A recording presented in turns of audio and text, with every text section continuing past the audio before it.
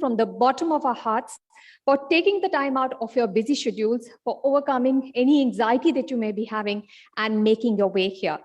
For years now, the Integrated Health and Well-Being Council has believed in good health, good food, good water, good air, and good lifestyle for all, and has dedicated efforts towards advocacy and creating awareness about this much before the pandemic started. It is no small coincidence that the government spending and private investments in healthcare has since picked up over the last few years. All that we have discussed has resonated with you. We have taken the ideas from experts and amplified it so that it reaches the maximum number of people. The Integrated Health and Wellbeing Council, IHWC, is India's premier institution and a not-for-profit health and well-being organization aligned with the UN holistic approach to sustainable development goals, dedicated towards building positive synergy among people and living through advocacy, accountable actions, and inspire them to maintain a healthy and positive state of mind and make well-being a permanent act in life. We are delighted to have the Niti Aayog as our supporting partner for the 7th edition of the IHW Summit. Optum as our health tech partner, Xyla as our innovation partner, IHW TV as our digital partner, and Teamwork Communication Group as our communication partner. The mega 7th edition of India Health and Wellness Summit and Awards is in its hybrid format, brings together government authorities, healthcare industry, international and national organizations, key stakeholders, decision makers, influencers, non-profit organizations, community leaders, innovators, technology providers, and influencers to address the physical and mental health needs of the nation and come up with strategic and technology-driven solutions.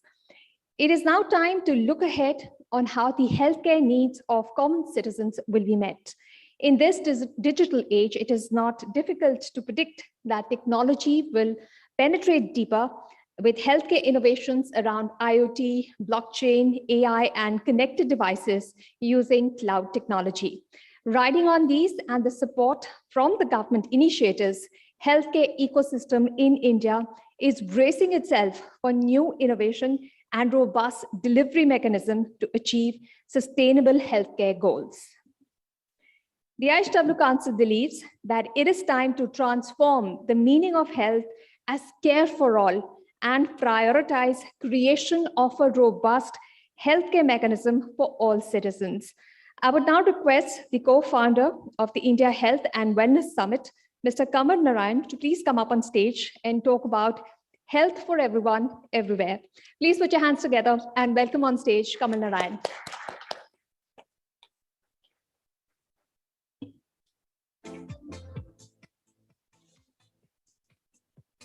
Thank you, Anisha.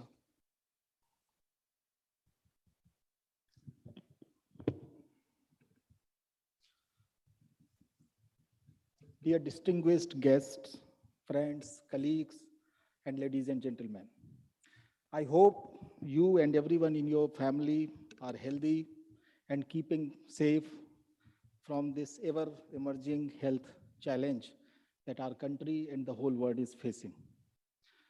We are still fighting with the COVID-19 pandemic across the globe, and the challenges are definitely getting worse every day.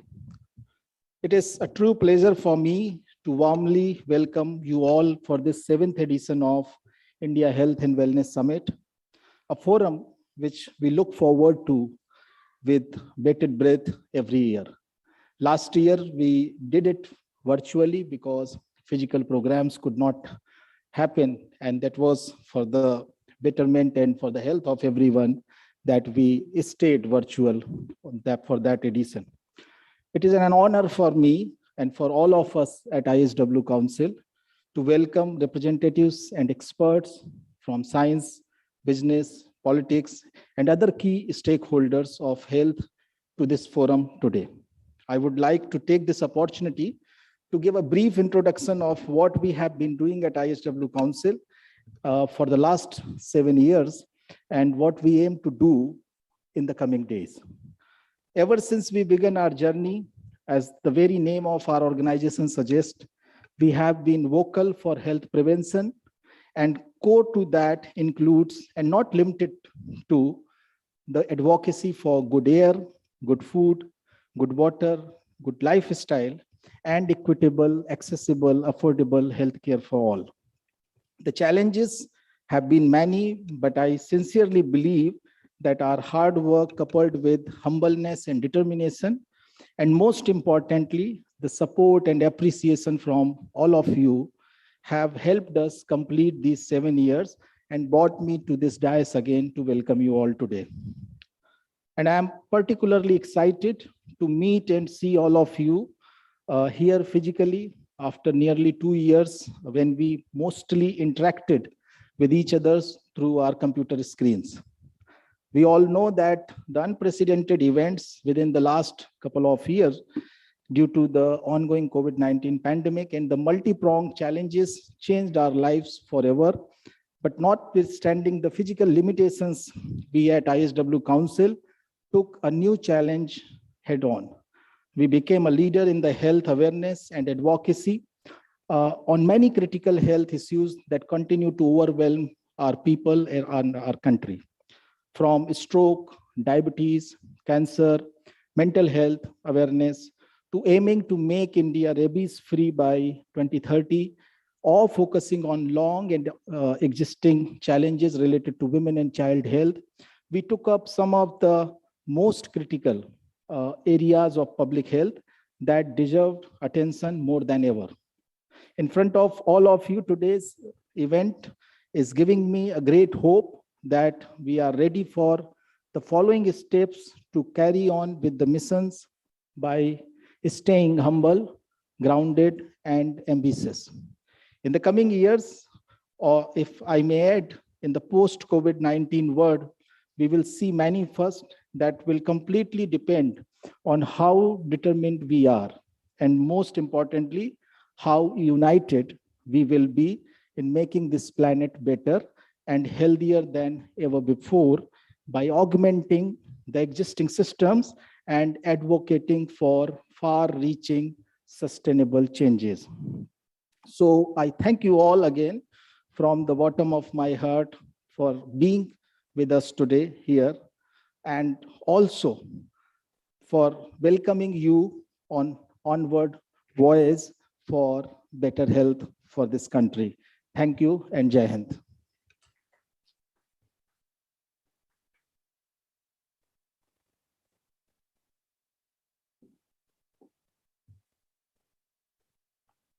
And like Kamal has mentioned, advocacy around healthcare has been front and center for the ISW Council. Here's a quick glimpse of all that we have covered during the last few years.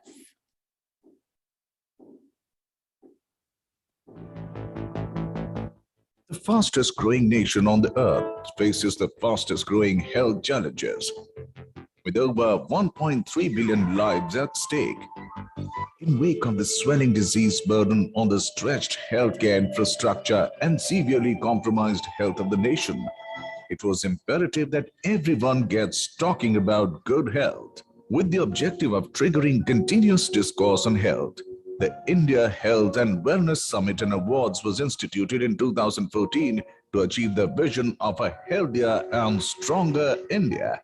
Over the past years, the initiative has gained momentum, year on year debating the very fundamentals of health, the right to good air, good water, good food, and good healthcare, as well as many other aspects of holistic health. While the initiative have received wholehearted support of the leading policymakers, the Power Pack Summit sessions have witnessed the assembly of thought leaders from across the board as industry captains, community leaders, innovators, health experts, celebrities, and influencers deliberated upon the opportunities for and challenges to the improvement of health-based outcomes in India.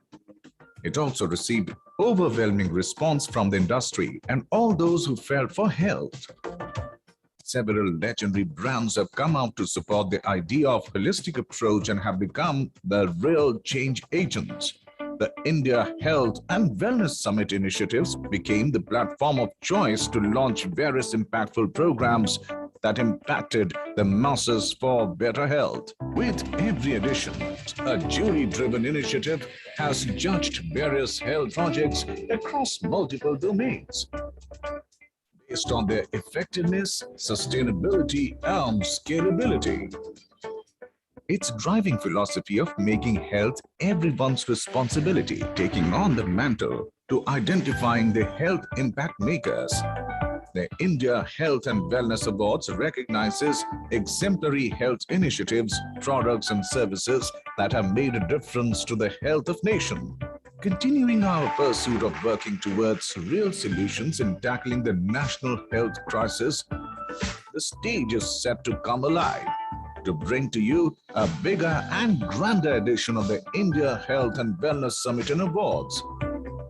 Debating health challenges, exploring innovative ideas, finding scalable solutions, recognizing impact makers, and shape the roadmap to ensure good health for everyone, everywhere.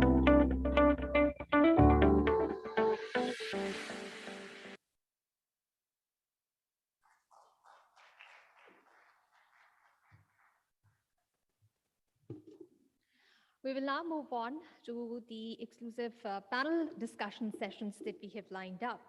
Now, the pandemic has taught us many lessons. Health is an outcome of several interconnected factors like food, water, environment, hygiene, sanitation, to mention a few. While increasing the health budget launching universal coverage and advancing digital health mission is important for India, it can only actually bear fruit if they are implemented effectively with a focus on the overall well-being of common people to improve the socio-economic outcome in our country. This session will take a look at the various ways to integrate frontal health systems post-COVID with an improved socio-economic outlook. So please welcome us on stage the esteemed dignitaries who will be discussing this topic. Please welcome on stage Dr. Rajiv Chibber, Vice President of External Affairs, Sahajanand Medical Technologies. Mr. Rajiv Chibber is the Senior Corporate Affairs Policy, Communications and Media Strategist with nearly 2 decades of experience across several industries, including pharmaceuticals, medical devices, and has worked in the past in the developmental sector in key areas of healthcare, climate change, energy, and sustainable development. Please also welcome we have Mr. Vishal Parajli, Representative and Country Director of the World Food Programme, who is joining us virtually. So this time we are going in a hybrid fashion where some of our speakers are joining us virtually, and Mr. Vishal Parajli is one of those who's joining us virtually. He's a veteran in the field of development, humanitarian affairs, diplomacy, fundraising and management in over 10 countries, including Asia, Middle East, and Africa. He has also served in the World Food Programme headquarters in Rome, in Italy. Please also welcome Mr. Jack Sim, founder World Toilet Organization. He's also joining us virtually. The World Toilet Organization is a global non-profit committed to improving toilet and sanitation conditions worldwide. In 2004, Jack was awarded the Singapore Green Plan Award 2012 by Singapore's National Environment Agency for his contribution towards the environment. Please welcome on stage Dr. Harsh Mahajan, founder and chief radiologist of Mahajan Imaging.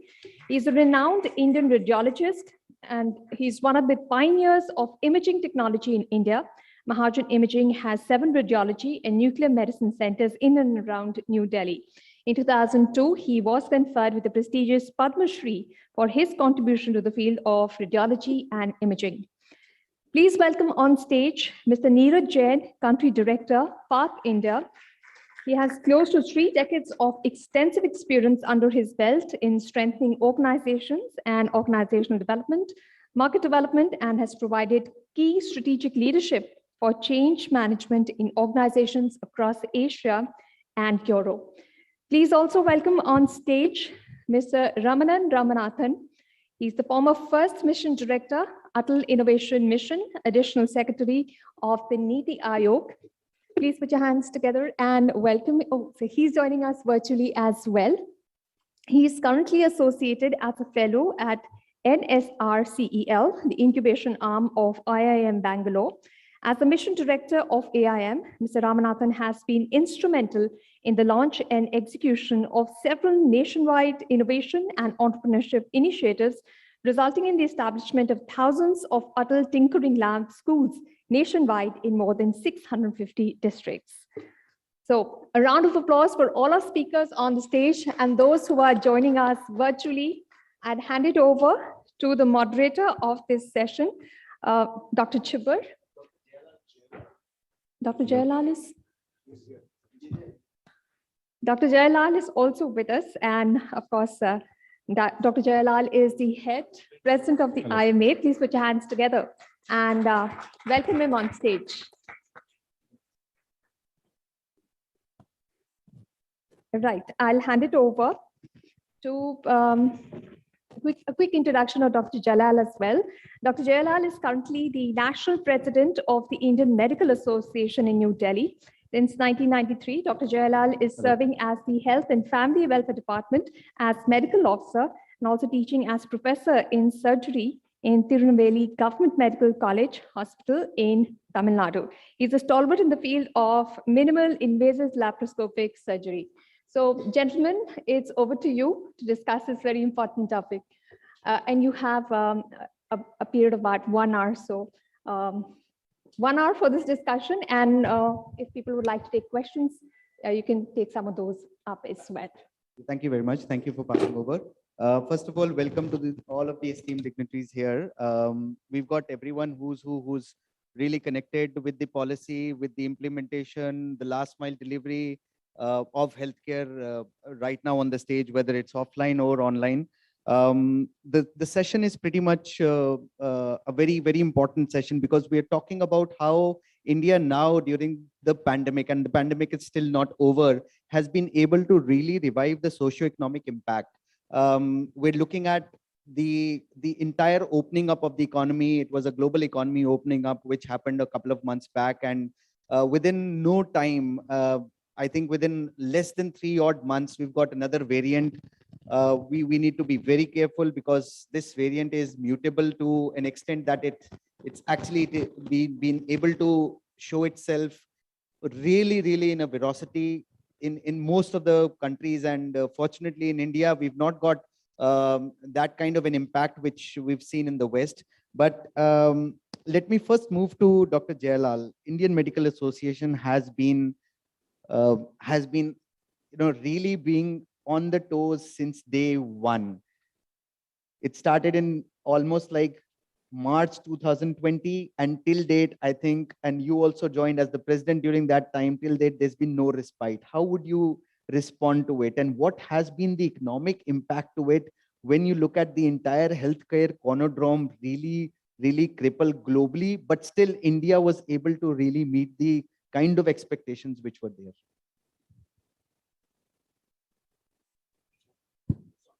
Yeah, thank you very much for this. And in fact, we are now at this moment, probably we are in a little positive note of the COVID pandemic. Definitely the healthcare industry per se has suffered a lot on the economic front for various reasons. One of the footfalls in the hospitals are reduced. The extra care infrastructure development, which we need to occupy or carry on to combat the COVID virus, was also very high. The hospitals, they had to sustain the manpower, sustain the infrastructure facilities, and it was the outcome or the net economic loss was very high. But fortunately, for the last 2-3 months, with the persistent post-COVID symptoms which is persisting among the public, and the normalcy is slowly limping back to normalcy in the country. Now hospitals are now getting back to normalcy. That also says the public economy system is also improving. Now it is time for us, having gone through that almost 2 years of this post-COVID era, and we need to learn to adapt to the new technologies, adapt to the new measures by which that we will be able to sail through amidst Omicron, amidst any other variant who is going to come. We cannot say a reason that we need to go for a old style of shutting down everything, lock down everything, and getting away from everything. But we need to face this as a big challenge, and we need to adopt whatever the technology we have, like a simple code appropriate behavior technology and the protective vaccination technology. Then we should go forward with a positive mindset. And here it is your mental strength is going to help you even in your economic outcome, which we are going to do. And if we are finding excuses to get back into the old style, I think definitely we will not be able to come out of this. So what we appeal at this moment, this is a golden time, and we have a very, very well-organized infrastructure, well-organized setup of the government. So with that, with all that combination power, we should go forward in a positive mode. Yes, we are well prepared, but there are certain areas where there is definitely more as a government, as an organization, as an individual we can do, so that we will continuously discuss on that. So you mentioned a very important thing that yes, we are prepared, but then the preparedness is not up to the mark. I mean, that's how the tone and the tenor went. When we looked at the entire infrastructure, when we looked at how healthcare at one point of time, India was grappling, India was really, really not prepared. The motivation of physicians, Recording in doctors, progress. last mile healthcare workers, nurses, ambulances, that really took a toll. And that took a toll in such a way that initially it was, really, I mean, each and every healthcare worker was garlanded. We have even, Sukhois and the aircrafts really flying the entire AIIMS campus around it. Today, how would you feel when we look at the entire infrastructure getting overhauled? Wasn't that supposed to happen sometime back? And the impact today? Absolutely. This is a demand which the healthcare professionals are raising to the government since for a many years, that healthcare infrastructure should be given priority. Unfortunately, it is hardly 1.25% of the GDP is allotted to the healthcare infrastructure. If the government or the public should understood that health is one of the important the pillar for the development of the country, and if there's a more care we would have given, definitely would have been much better on that time. But still now, even after learning from the post-COVID and the complications, and we have not realized the importance of the maintaining the health, where one of the most important predominant figure for the health of the country is the health of the professional. Health of the professionals, if it is not ensured properly, the health of the country cannot be attained.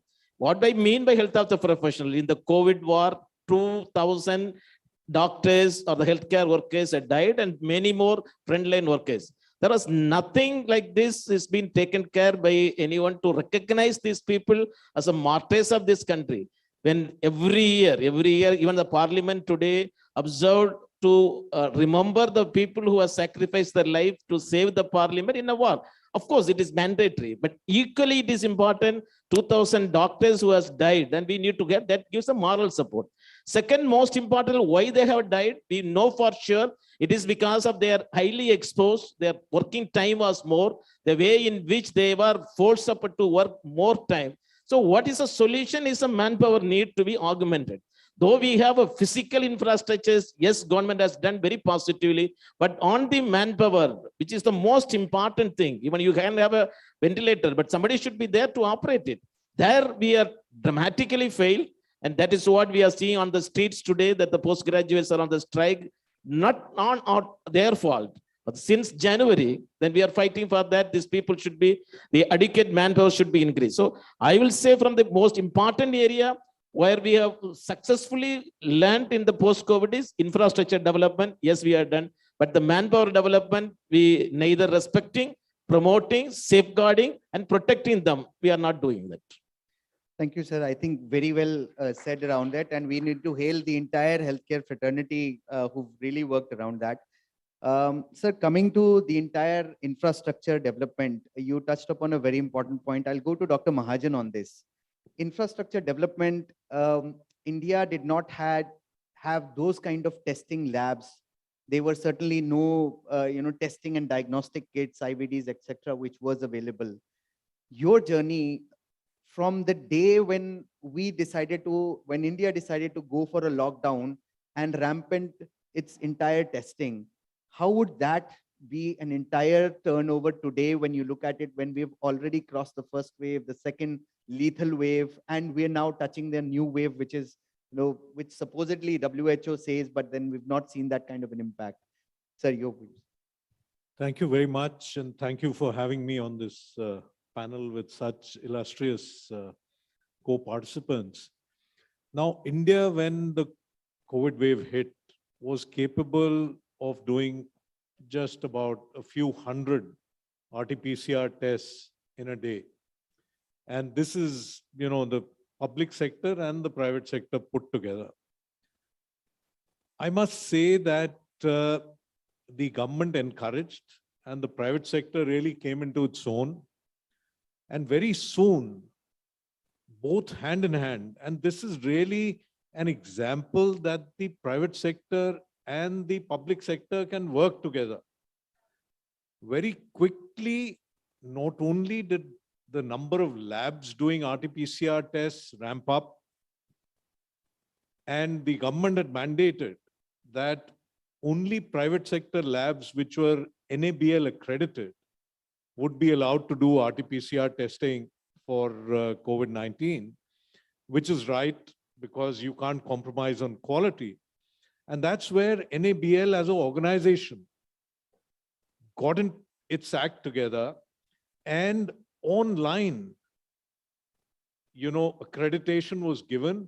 And believe you me when I say probably the online, accreditation process was more stringent than when it was done physically, because everything had to be shown on camera. And a lot of to and fro with the technologists, technicians, doctors was happening. And Recording stopped. NABL inspectors are amongst us only. They are not full-time employees of NABL. And so these tests were conducted after 4, 5 p.m. and went on till 12 at night. Such was the commitment of NABL and its inspectors. Having said that, very quickly it was ramped up, and I think within a matter of a few months, India from 100 tests, today we can do 2.5 million tests a day. And we are capable of doing more. And this was not only the labs. Labs couldn't have done it if every test kit was to be imported. You remember during those years, during those months,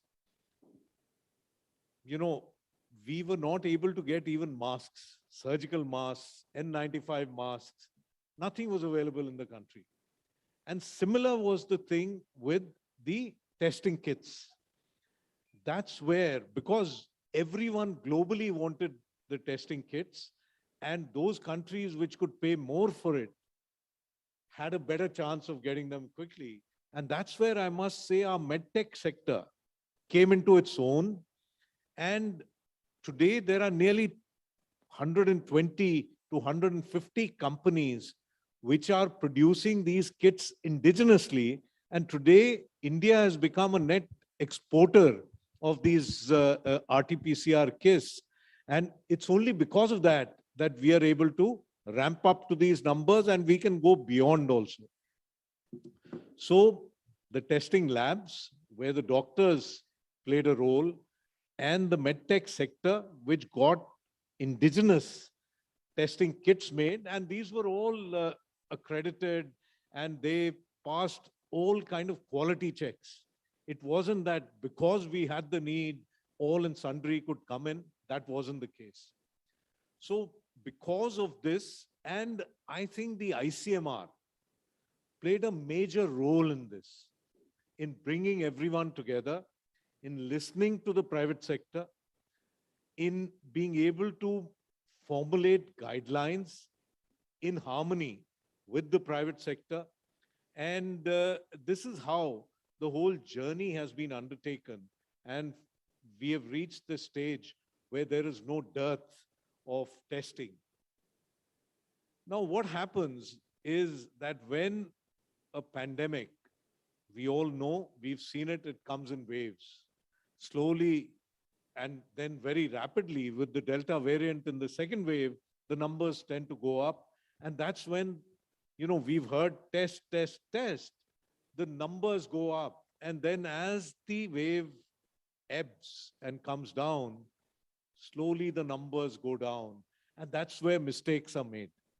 Because we need to keep up testing up to a level that we are not missing something. If there is a certain spike which is happening in a geographical area, and if testing is low because we feel that we are fine, and that's what happened December, January, February, even March, when the number of tests really flagged, and we didn't know that such a huge wave was coming. Now, this is about RT-PCR tests. The next most important part of testing in a pandemic, as we know now, everyone knows that there's something called genome sequencing.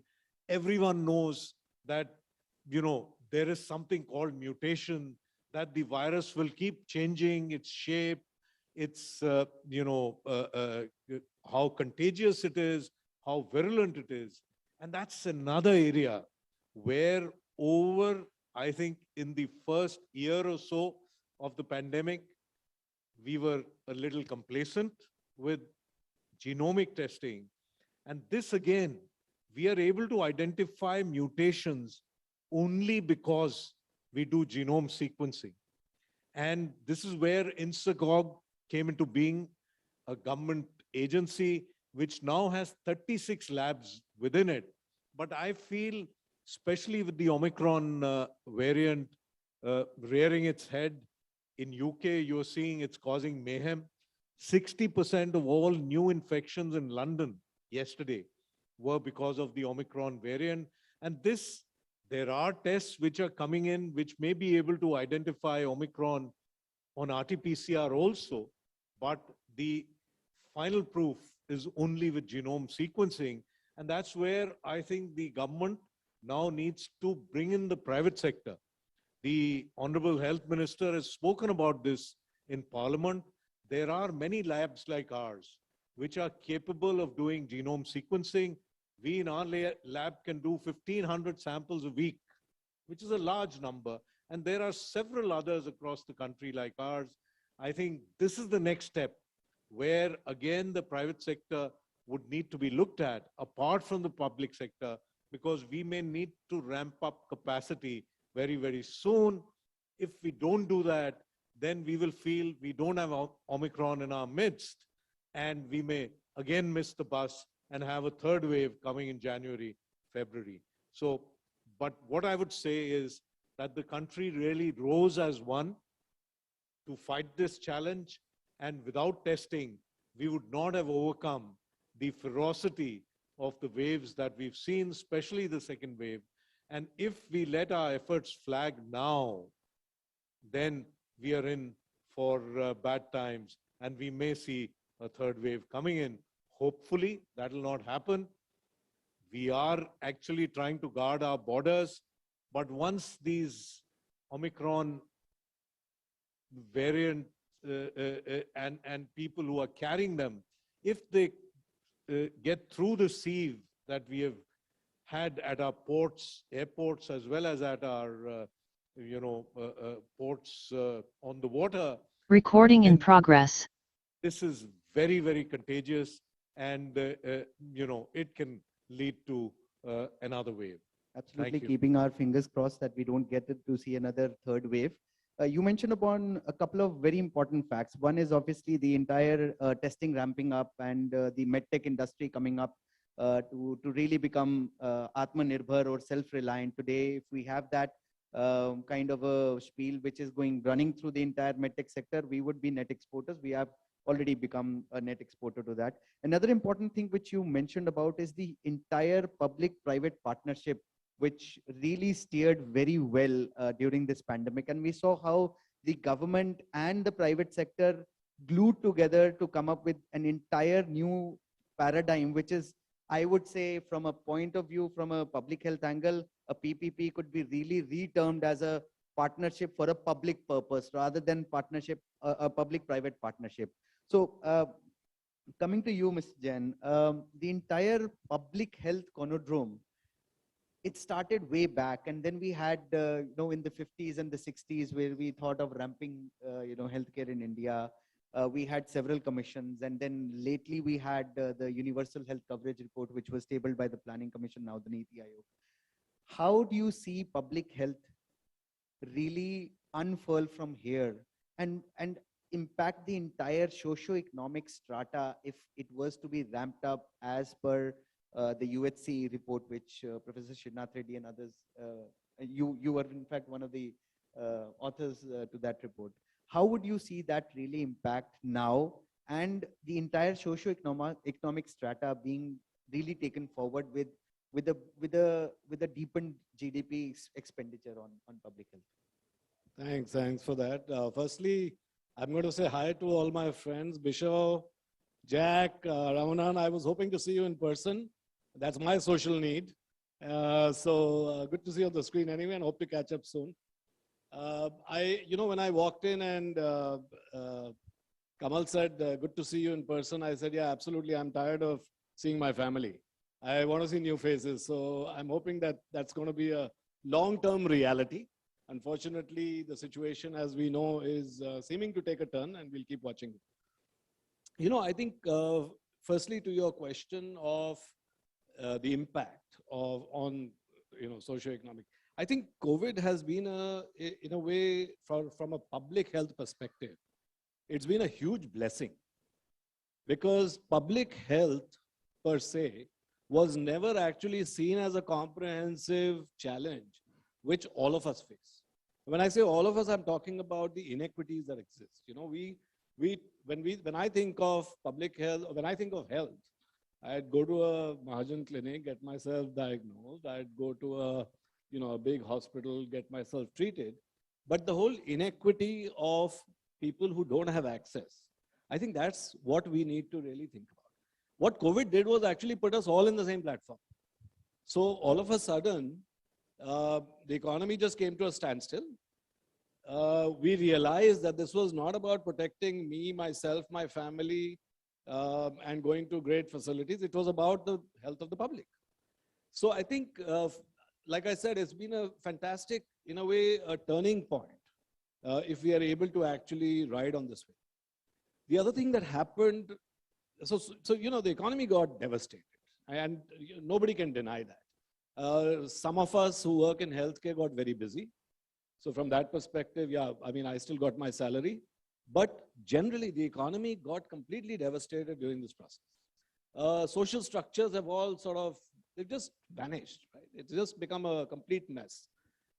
And you don't know what's going to come as if this pandemic continues the way it's going, if we have a third wave, fourth wave, fifth wave, whatever, and how are we going to, even I'm meeting two friends in the evening, and I was getting messages as we came in, and they said, do we continue or do we cancel? Considering what we're looking at. So that really got devastated. But the good thing is that, the investment that we should have made in public health over the last 75 years, I think the time has come to make that investment. The time has come to put it together. And we are realizing that health is going to impact society, health is going to impact the economy. So we have to do it. More importantly, it's also become very political. And I'm really happy, because all elections are going to be fought on health now. And I hope that continues, because if that happens, there's a mandate, right? There's a mandate, there's an intent, there's a push, there's going to be actual action on the ground, which we will be able to see. What will it do for our country? It's going to take us, definitely, we're going to leapfrog. If we are able to use COVID as a reason to do that, so be it. We've all got devastated. I think in terms of our own response within the country, the response was, I would say I'd put it right up there. If I compare with the rest of the world, even developed countries which had strong public health systems also got damaged. We did our best to sort of control and manage as much as we could. Could we have done things better? Always. There are, we all saw the migrants walking on the streets. We all saw the kind of impact it had when you shut down, when you had a lockdown and supply chains got destroyed, etc. So yes, we definitely can do much better. But I think what also we need to do is think about resilience, think about how are we going to set up our public health system so that doesn't become the cause for this socio-economic damage that we've seen over the years. So no, absolutely, absolutely. I think you touched upon two very important things. One is inequality and the other one is accessibility. And that I think was not only for the entire health conundrum that we witnessed over the last 18, 20 odd months, but also to other sectors. Now, in fact, I'll go online right now to our online speakers and Mr. Parajuli. We looked at the entire set of people who were really not getting access to the to basic commodities, food being one thing. The government of India came up with one policy where they were providing food. But was that enough? Was that enough to really talk about health? Was that enough to really talk about nutrition? Was that enough to really talk about the pandemic? And was that enough to really take the economy really further? Your views on this? First of all, good afternoon and thank you very muted, much. Sir, you're muted. Am I muted? No, I think I'm okay. Do you hear me? I think we can't hear you. You're muted. I am not muted, but do you hear me or not? I can hear you. Yeah, we can hear you now. We can hear you now. Okay, thank you very much. First of all, thank you for having me. And sorry, I was hoping to be there physically, my friend, but somehow I had to change it at the last minute. Anyway, we'll catch up. Now, to your questions, let's look at this way. Complete lockdown for 3 months, loss of jobs, and millions of people, migrants, movement, and absolutely no source of income. You can imagine not only the poorest segment of the population, but also, in fact, lower middle income people who were depending on wages lost their jobs. I mean, the ILO estimated nearly 100 million, 90 million people were without employment. So in that situation, indeed, it was a massive crisis. Now, the good thing about reference to India is India has one of the best public distribution system, safety net program. The public distribution, this targeted public distribution, midday meal program, and the integrated child support program. These three pillars, they became a good source to reaching out the needy people. And immediately the government injected, food resources through that, doubling the ration what they were giving and at free of cost. In fact, the same is continuing, and they have agreed to extend until November now, until March next year. So I would say this was a massive effort, and we have studied about them, and I have personally met, lots of people across the country and checked. They have become a lifeline, and they have become very successful. Now, was it enough for everybody? Did it provide all the food need in terms of diversification of food items, requirement, all vitamin, minerals, etc.? Probably not, because they were more supplementary in some sense, and then people were also supposed to complement with what they have and others. But they were really a big help, and particularly the public distribution program covers 800 million people. I mean, this is enormous. You can imagine the size of it. And some of these states at different states stages have become much flexible, covering people with extra cash resources and other support. And more recently, also the effort to, distribute a fortified rice and to reach out complete fortification by 24, the Prime Minister's initiative.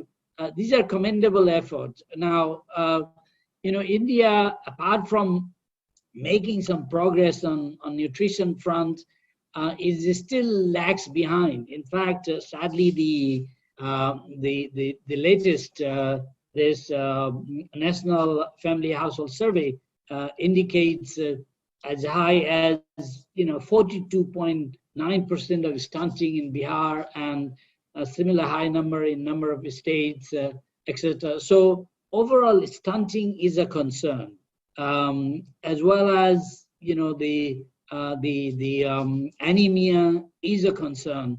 But in terms of the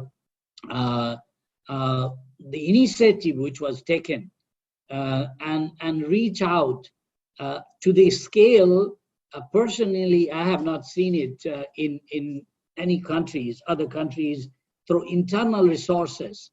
And indeed, thanks to also the progress India has made in agricultural sector, reaching self-sufficiency in food grain,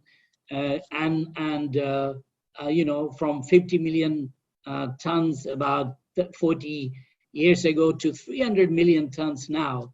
And then this Food Security Act, which guarantees food support to 60+% of the population.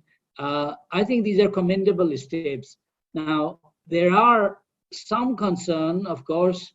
There are people probably missing out of that list, and the states need to be flexible, proactive, to include everyone, and no one leave behind, and also provision of maybe complementary support to diversified meals. Unfortunately, because of this COVID, some of these programs like midday meal and ICDS were not run as effectively as they used to be because the schools were closed. The children who used to get a nice meal, they didn't get it, but it was substituted by take-home ration, and similarly in terms of also the integrated child development program, the take-home ration. So there is yet more to be done in the sense of providing a diversified access to meals, and as well as improvement in some of these take-home rations, and then the initiative like fortification, which has happened. In fact, the World Food Program is engaged with the government in bringing some of the best practices and really supporting and working with them. The initiative of One Nation, One Card, a system which really brings a flexibility for migrant from any states to access their food ration to other states, is a commendable initiative. The digital platform which is available in India is really also a fantastic step. The whole digitalization of public distribution program, the improvement which has taken, and some of the bogus, the beneficiary who have been taken out of this. Lots of efforts being done, but India is massive, so obviously it's like moving a big tanker. Absolutely. Takes time. I would say to reach to a target, maybe still few more things to be done, focusing on like 1,000 days from conceptions to a child at 2 years, and then also targeting to some specific areas, and more engagement of private sectors and other in these fronts are really very important. Absolutely. Very well said points. In fact, I think we should all laud the entire public distribution system that the government had then at that time really laid off, and in huge migrants got benefited through that. Moving to Jack, sanitation hygiene, that was one of the areas that really caught the attention slightly late, but then yes, it was something which was lauded by not only the governments but also people. RWAs were clean enough. We had the entire streets, we had the entire sanitation drives really, really immaculate. We had not even, during a larger epidemic that was witnessed maybe earlier, like plague, etc., was that kind of a sanitation drive that globally went through, and especially like a populous country like India, it made wonders for it. So how do you think that we would be able to keep it on, especially when India has this Swachh Bharat mission, or a Clean India mission, which it embarks upon now? Yeah, thank you very much. I think that COVID has actually raised the awareness of public hygiene to the highest level in the history of mankind. This is the moment where everybody is very conscious and afraid of contracting the disease. Having said that, I know that during the SARS period in 2003, people were feeling like that as well. However, once the SARS disease goes away, they are all back into not washing their hands and their unhygienic lifestyle. And this is an opportunity for us to maintain the high vigilance against transmittable diseases, public health risks, because, it doesn't just come from COVID, right? It comes from all kinds of other diseases transmission. However, I was just in London last month, and already about 90% of the people are no more wearing a mask. And they are going around as if life is just normal. And they also know that every week, 1,000 people die of COVID. But they say, it's the old people and it's not me. And even the old people say it's other people. So I think this is an issue that is both to be decided economically, socially, politically. And for the trade-off, you can also say in a country like India, if you lock down for too long, there might be people dying of hunger in very large number, and if it continues, the marginal income people, the petty trader, the small little worker, he will die of hunger. And so, politically, it's really hard to make a trade-off. The other one is that this is going to be quite a long disease, and people are preparing to live with the virus. And so when you are transiting into this, politicians are going to make decisions based on whether they win or lose election. And there's a lot of casino gambling, which card to use, and these are very, very difficult decisions. I think that the mental health issue is going to be a huge dimension, and I have this piece of advice. When you have a financial problem caused by the virus, you have one problem.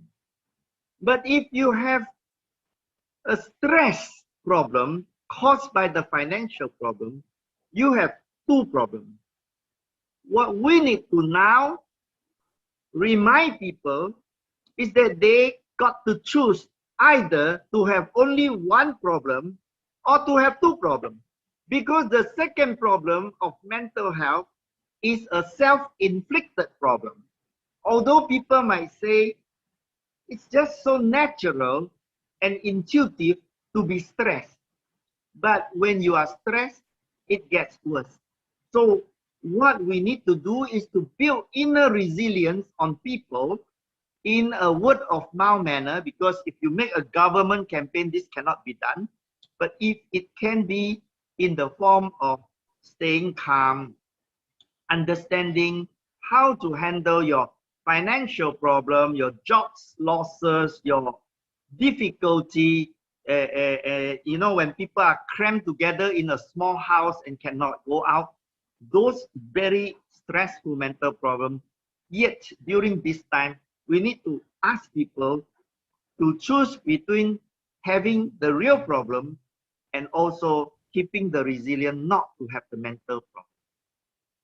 Very well said, sir. And in fact, 3 speakers here, including yourself, have mentioned that it needs to be a political will rather than, an individual will which takes forward any pandemic towards success. So coming to Ramanan sir, Niti Aayog.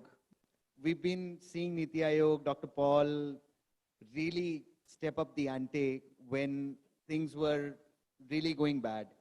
Today, when we've got 3 stalwarts speaking from this dais itself, that political will now take forward the change. How optimistic are you that this political will, through proper policy, will really be a change agent itself? Thank you, Rajiv, for first of all allowing me to participate in this wonderful deliberation and a very important and timely deliberation on integrated health care and wellness. As the word itself suggests, the word integrated suggests an integrated approach. And an integrated approach is only possible when you have the number of stakeholders coming together from the public sector, the private sector, from the government, from the academia, from the NGOs and civil organizations, all coming together to address this problem, which is a challenge, but which is also a great opportunity for us to address at this point in time. The government, as I am aware, and as I have been part of the Atal Innovation Mission at the Niti Aayog, and being very familiar with what is happening at the Niti Aayog, I can say that the government has been seized with this problem and has taken a number of steps, a number of initiatives in a very holistic manner.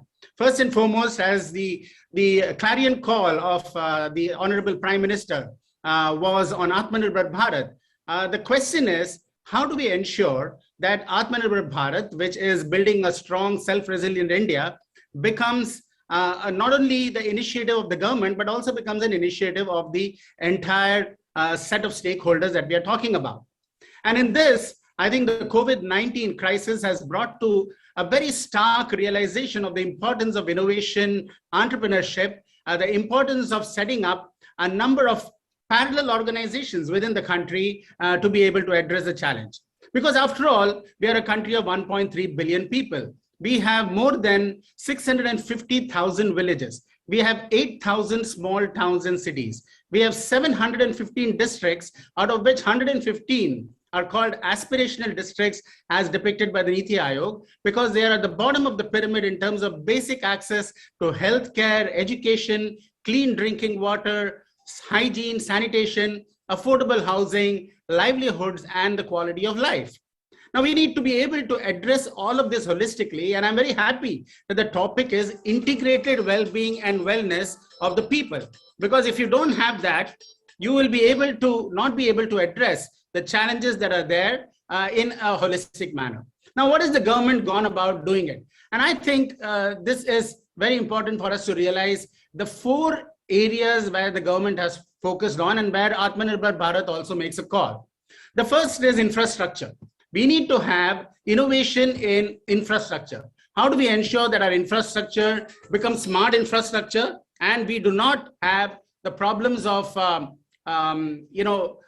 villages not having access to healthcare facilities, or the lack of healthcare centers being available, and the distribution of medicine and healthcare becoming a possibility for the billions of people that are there in this country.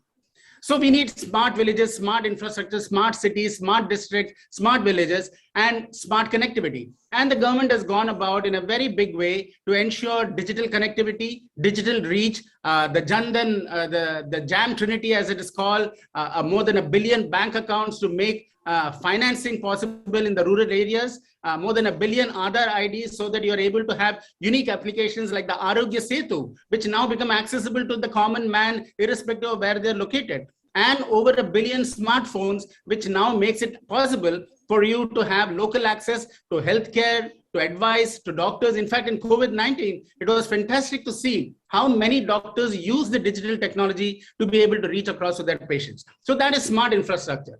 The second is, as many of the speakers brought out, how do we create skills? What we need is the ability to serve 650,000 villages. So we need to ensure that we create community innovation centers across the country. The Atal Innovation Mission, for example, has set up more than 20 community innovation centers and more than 100 incubators spawning several startups. We all know that India is a startup nation with 55,000 startups.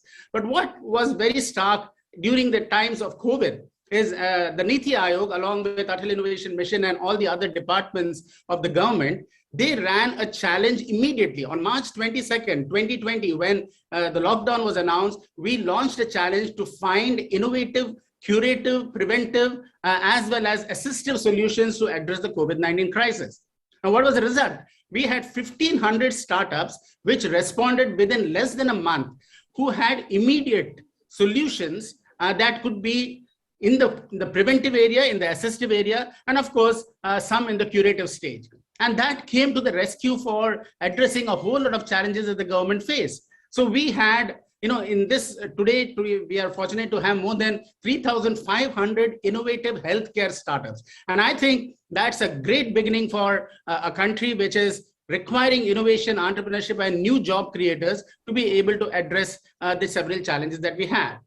The third part that we want to ensure is how do we tap this demographic dividend? And that is where skill development, creating more doctors, more nurses, more facilities, more healthcare centers, mental health, as Jackson referred. We need to be able to create a huge number of wellness and well-being centers that brings acute awareness into not just the important dimension of physical health and fitness, which the Honorable Prime Minister himself has been advocating through yoga and all of that, but also to bring awareness of mental health issues and have solutions, innovative solutions to address those problems. And finally, the government has taken a lot of interest in addressing the socio-economic divide.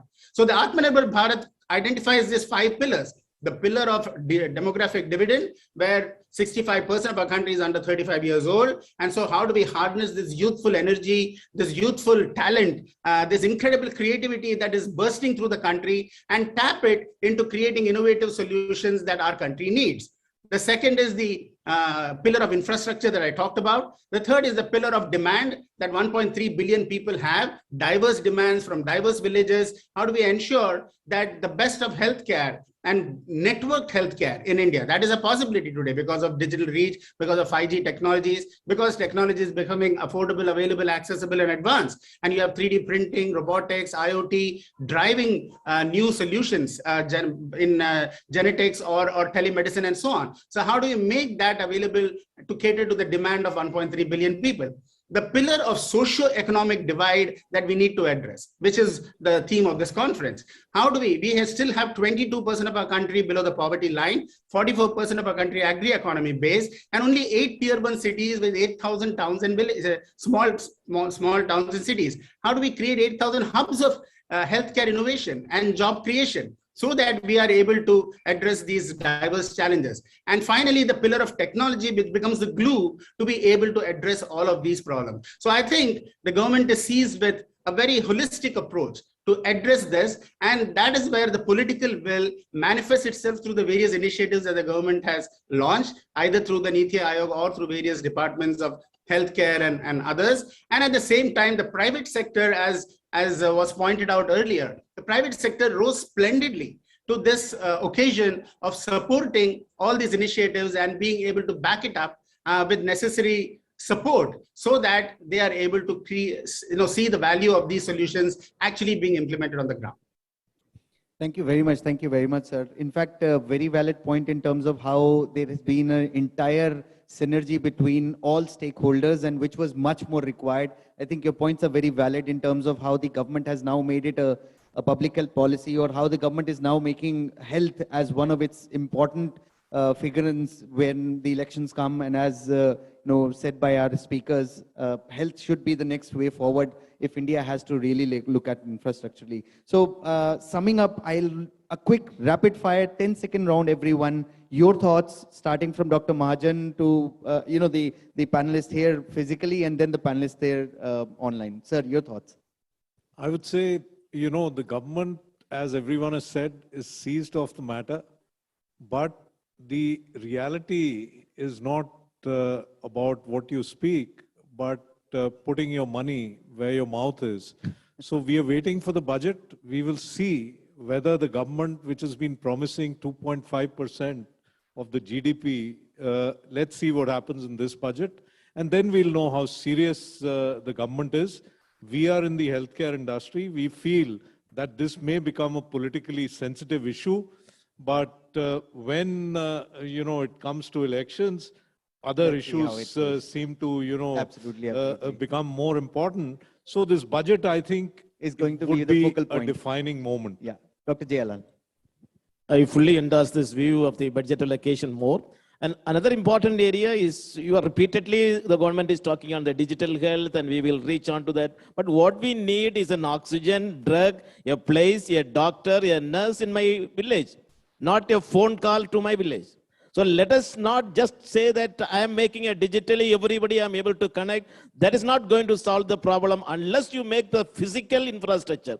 Do not compare digital infrastructure with the physical infrastructure.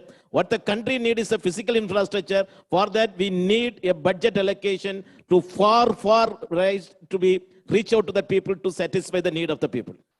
HR and infrastructure, your points, Mr. Jain. I am known to be very boring and talk about primary health care. I think if we want to move the nation forward, we need to strengthen our primary health care. Of course, the money would be useful.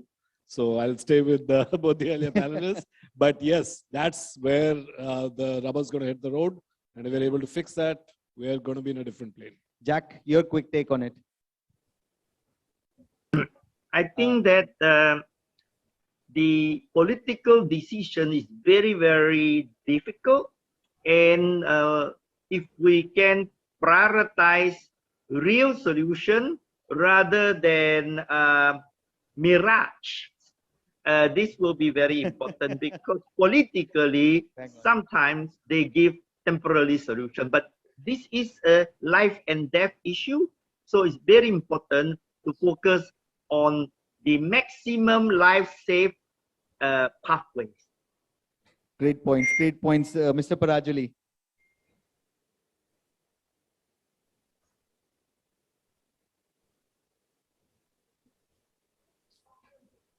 Again, an audio issue. It's on mute.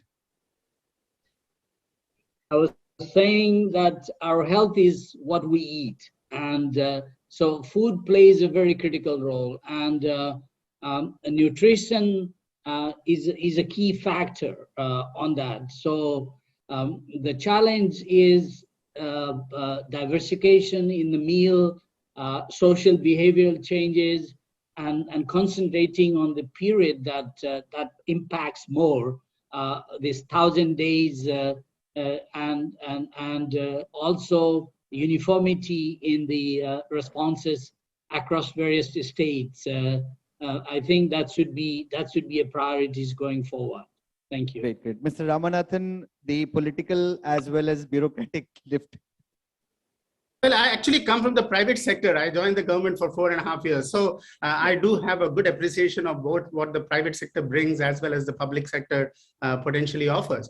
From my point of view, it is very clear. What we need is an integrated, innovative approach towards how do we better the infrastructure, the healthcare infrastructure, how do we build greater awareness, not only in the people, but also in corporates. You know, what are corporates doing? It is not just the government which has to shell out money and which has to do all of this stuff. There is a whole lot of activity that the corporates can do in order to be able to support this healthcare movement and awareness and integrated well-being. And thirdly, the necessity for addressing the inequity, the socio-economic divide that we talk about, the digital divides that we talk about, the divide between the 115 aspirational districts and the remaining districts, the 8 tier 1 cities and the 8,000 small towns and cities. That needs an integrated multi-stakeholder approach. It is not a government, or it is not just a political will which is going to solve the problem. It's going to be all of us are in it, and we have to be able to address this problem and take ownership and responsibility for solving it. That is my take on it, and I'm sure it can be done. Absolutely fine. And this is like what we all require. Stakeholders coming together, and how India will be able to progress will now define when we have the budget coming out, as well as the elections which are coming up. And these are big elections coming up. I thank you, everyone. We now have, I don't know if we have time for any question and answers, but offline, our speakers are here. We can really connect with them. I thank each and every one, all 6 speakers. They gave us very valuable inputs. And with this, we end the session. I hand it over to the MC here. Thank you very much.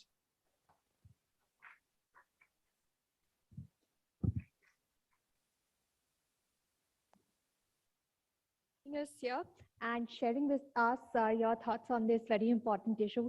A big thank you to all of you, and a big round of applause for all our speakers here on stage.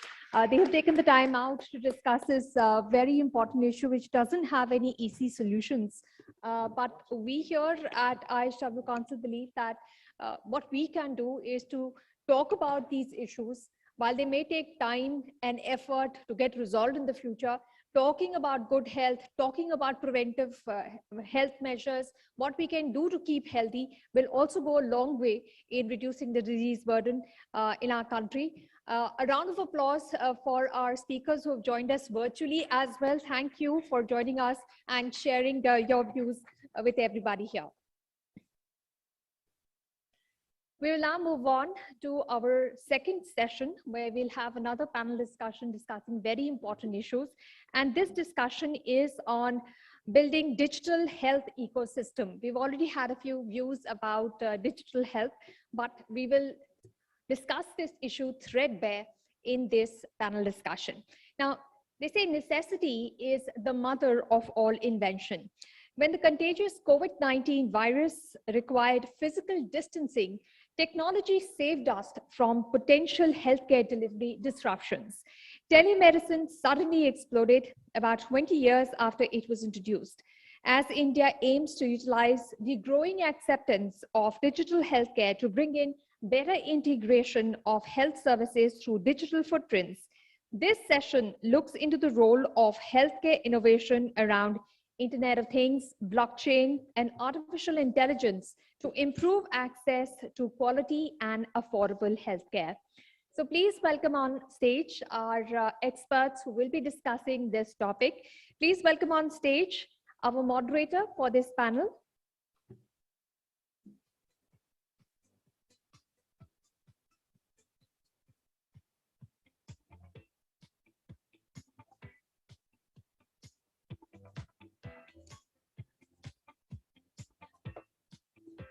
Before we get started with the next round of discussions, I would again like to welcome all our speakers from the first session to please come on stage. And we would like to thank them for coming here.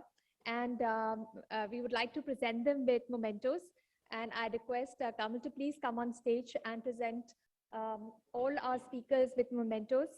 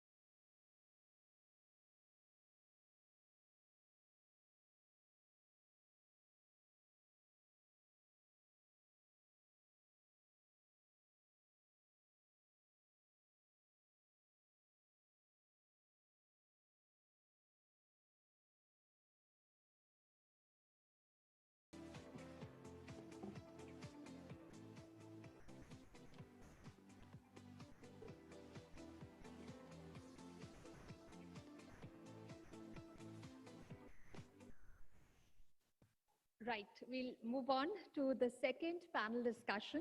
And this is, of course, on building a digital health ecosystem.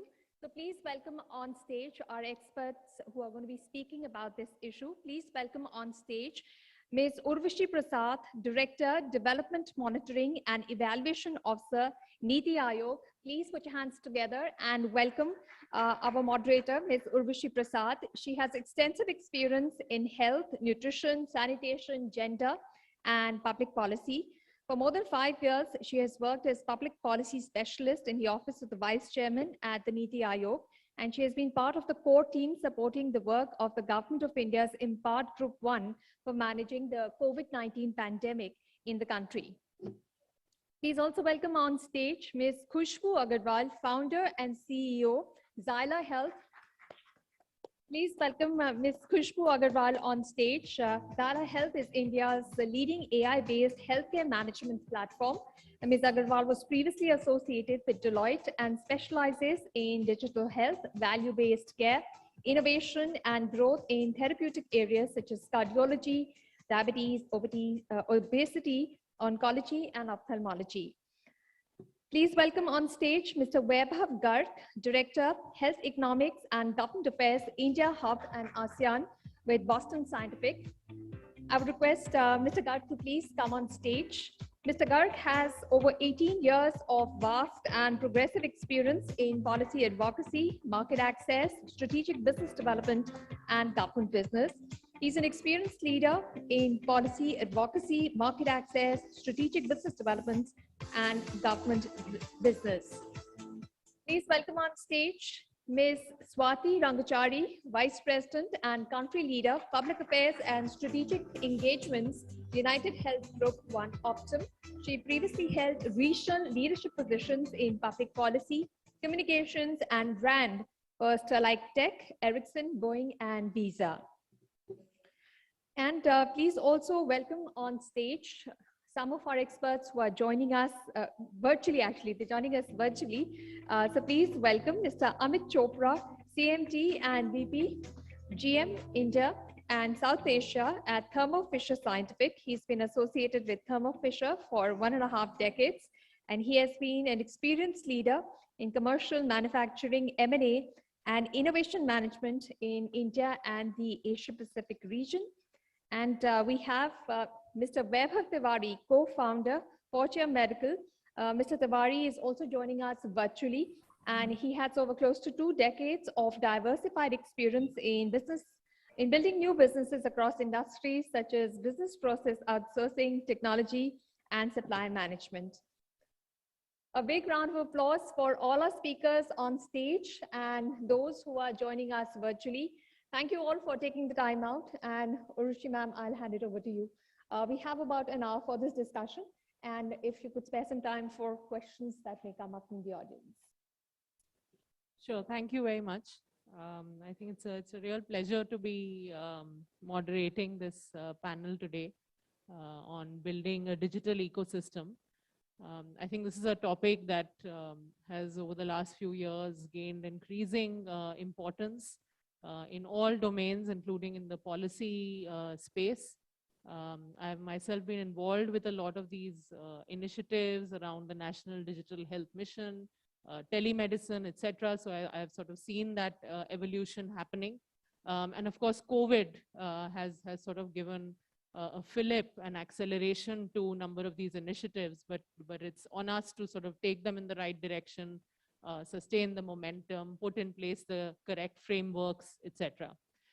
So I think I'll just very, very quickly set the context because we have a very eminent panel here with us. So I don't want to be speaking for very long myself, and I'm sure we all want to hear from them. But I think just very, very briefly in terms of digital health and why it's become so important in the recent times. I think there's several drivers for that. One is the population and the demographics itself. While on the one hand, we have a very young population, on the other hand, we're also seeing an increase in the number of senior citizens and the share of the elderly population. And that's only going to go up So that kind of creates additional demands, different kinds of demands from our health system that we need to meet. There is rapid urbanization that we are seeing, and it's also giving rise to a lot of the inequities, both urban, rural, as well as within the urban space itself, between the bigger cities and the tier 2 and the tier 3 cities. We're also seeing a growing middle class and sort of rising purchasing capacity. And of course, we are faced with a dual burden of disease, as we refer to it popularly, in terms of the communicable diseases, the non-communicable diseases, now featuring in a very big way as well. So I think a lot of these drivers, a lot of these external forces, internal forces in terms of inequity, our shortage of doctors, specialists, all of this is, I think, making digital become more and more prominent. And I think that is the context and the backdrop to which we are having this discussion today. So as I said, we have a very eminent panel. They've already been briefly introduced, so I won't waste any time, further time, and I'll go straight ahead to the questions. So perhaps we can begin with Mr. Amit Chopra. And my question to you, sir, would be in terms of how you've seen the digital landscape changing, how you've seen it evolve, and what do you really think are some of the key opportunities for India in the current scenario and as we look ahead? So over to you, sir. Thank you very much, Urvashi. And can you please confirm if you can hear me clearly? Yes, yes, we can.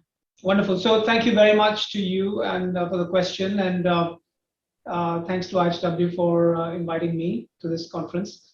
So, you made some very relevant context setting remarks just now, which is the huge importance of incorporating digital technologies into our healthcare program and agenda for the country.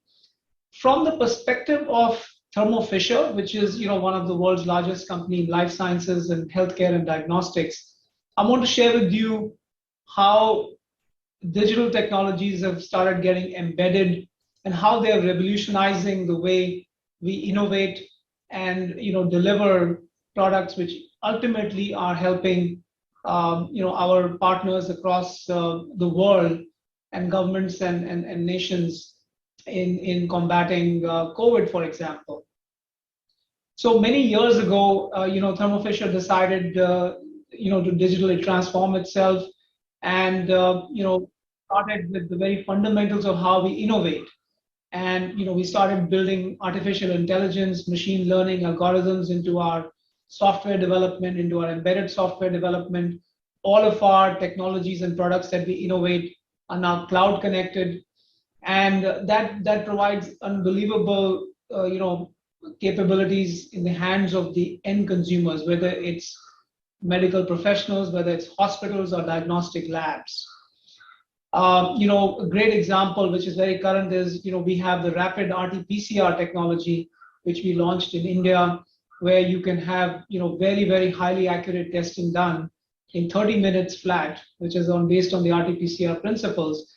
And that technology is embedded with artificial intelligence, which allows us to have state-of-the-art gold standard testing done in 30 minutes flat. And this is a technology being used at multiple airports for screening for all kinds of variants of COVID. And I can give multiple such examples of how AI is becoming embedded into the way we innovate, which ultimately is making a huge difference to patient care. It's making a huge difference into delivery of advanced healthcare, into accurate analysis and diagnosis, which is ultimately benefiting our own country and our own citizens. Similarly, as we look at creating levels of skill and improving skill levels in the country, virtual reality and augmented reality are becoming even more important. During the pandemic, where we were all forced to lock down and obviously connectivity between suppliers and customers became very restricted, we developed tools, for example, the Lavatar tool, where customers could visualize using virtual reality how a lab for COVID-19, for example, diagnosis would look like, what would be the workflow like, and how could they actually set up that lab. And we helped, this tool helped hundreds of labs in India and also around the world visualize and put together the kind of workflow and space and investments that they needed to set up their COVID-19 diagnostics capabilities. This is a great example of how VR and AR can be used to actually very dramatically respond to crises that we were all up against. And finally, when we look at how what COVID has done, or sort of the impact of COVID on our healthcare systems. Today, what used to be a very niche diagnostic technique, which was RT-PCR, which is based on molecular diagnostics, has become mainstream.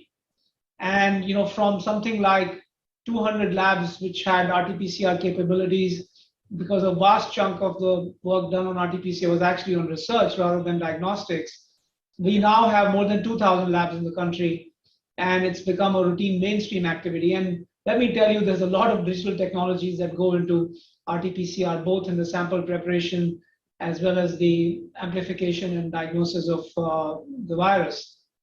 I think this will have a revolutionary impact on molecular diagnostics as a field in the country, because while we have set up the infrastructure for COVID, but actually the same infrastructure can be used to diagnose dozens of other diseases which are hard to diagnose, or where accuracy is not so good, or where you need slightly more precise diagnosis. For example, a disease like sepsis, where treatment can be sort of precision tailored. So I hope with these examples that I shared with you, you get a sense of how important digital technologies are, and how this is revolutionizing healthcare, and how exciting this whole field is going forward. Thank you. That was very, very insightful. And I'll actually sort of in continuation take up the next question with my next panelist, Ms. Khushbu Agarwal. So I think the points that Mr. Chopra raised in terms of the potential of these new technologies, I think there's no doubt that there is a huge potential, and so many of these have now emerged. I think the challenge in a country like India, as we know, in terms of how do we actually get these technologies to everyone, given all the different kinds of inequities that we face. Government, as I said, has launched some initiatives, but how do we really, in your view, make these effective, and where does public-private partnership perhaps come in to ensure that we can actually maximize the potential of these great emerging technologies?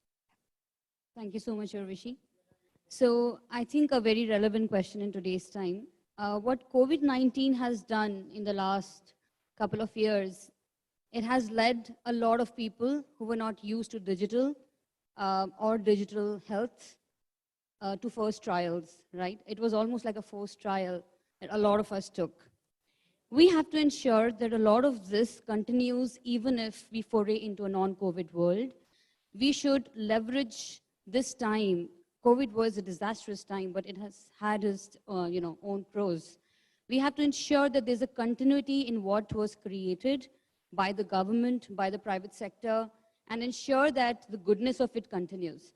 So to give you some few examples here, we've seen that the NDHM is coming up with the digital health mission, where they're creating this amazing health ID concept so that all of our records are out there on the cloud in a secure manner, much like Aadhaar was. We can actually ensure that technologies such as blockchain come into being and are accelerated, given that digital health records have become mainstay during the COVID time. And NDHM can actually accelerate a lot of that with support from the private sector, of course, right? Because it is an amalgamation of all of the healthcare providers across the public-private sector. Similarly, I would say there's a big role the private sector has to play here in terms of enabling technologies at the ground level. India is a country of many countries. We have thousands of languages which are spoken. Language changes every few kilometers. It also is a country of many cultures, right? The way we consume food, the way we think of medicine intake, the way we speak and communicate our feelings and symptoms, it all gets very, very different. It's important that the solutions that are created, and that is one mission we are on to at Xyla, are very inclusive and personalized to the last mile, which means that if I have a platform which is conversing with the patient, is trying to help them with better health, can it actually understand their unique circumstances of their health, their lifestyle, their language, their culture, their routines, their affordability, and then implement those solutions. Only then we can actually help out the 1.3 billion people who are out there seeking health. So an example that comes to my mind from what we envisaged and then created during the COVID time last 2 years. During COVID, symptoms were changing every second. There were new lab reports every few minutes. It was very important that a confidant, a healthcare expert was with you. Be it 3 a.m. or 3 p.m., Diwali or Holi or Republic Day, it did not matter, right? So healthcare at that time demanded a lot of continuity in care, right? So it is also very critical, Urvashi, to your point, you said we are dealing with a dual disease crisis of chronic and acute diseases. This will keep coming and going, right? In the last 1 decade, we've been talking about how NCD burden in India has become a mammoth, and suddenly we had COVID, and then suddenly we were in this world of acute diseases taking this shape. So during the COVID time, it became all the more evident that a chronic patient is dealing with more severe circumstances of an acute disease like COVID, and they need support 24/7. So how can we leverage technology that actually encompasses the physical infrastructure of the country and enables care through our healthcare professionals 24/7, right? And that is what we saw during COVID. We were handling 10,000 plus queries in a single day. And imagine without technology, the number of team members or care team members or doctors I would need, but it was technology that led us to do that, right? Dr. Jailal spoke about health of the provider, a very, very relevant topic, especially as we've seen this circular floating out from residents who are demanding the best for themselves. We cannot ensure health for the provider until we augment it with technology, right? So imagine a single doctor in the country today would be able to see 100, at the max if they stretch themselves, 150 doctors, patients a day. With technology, for example, we are able to see 4,000 patients a day through a single care provider at Xyla. That is because there are algorithms which can do proactive check-ins, which can actually follow up, which a human cannot do, right? As a human doctor, how much ever great you are, you cannot go through the piles of data that reside for a patient for the last 10, 20 years, the longitudinal data, correlate with the medical protocols in your head, and come up with a response or an intervention within a second. But technology can do that, right? So here is where AI plays a role, right?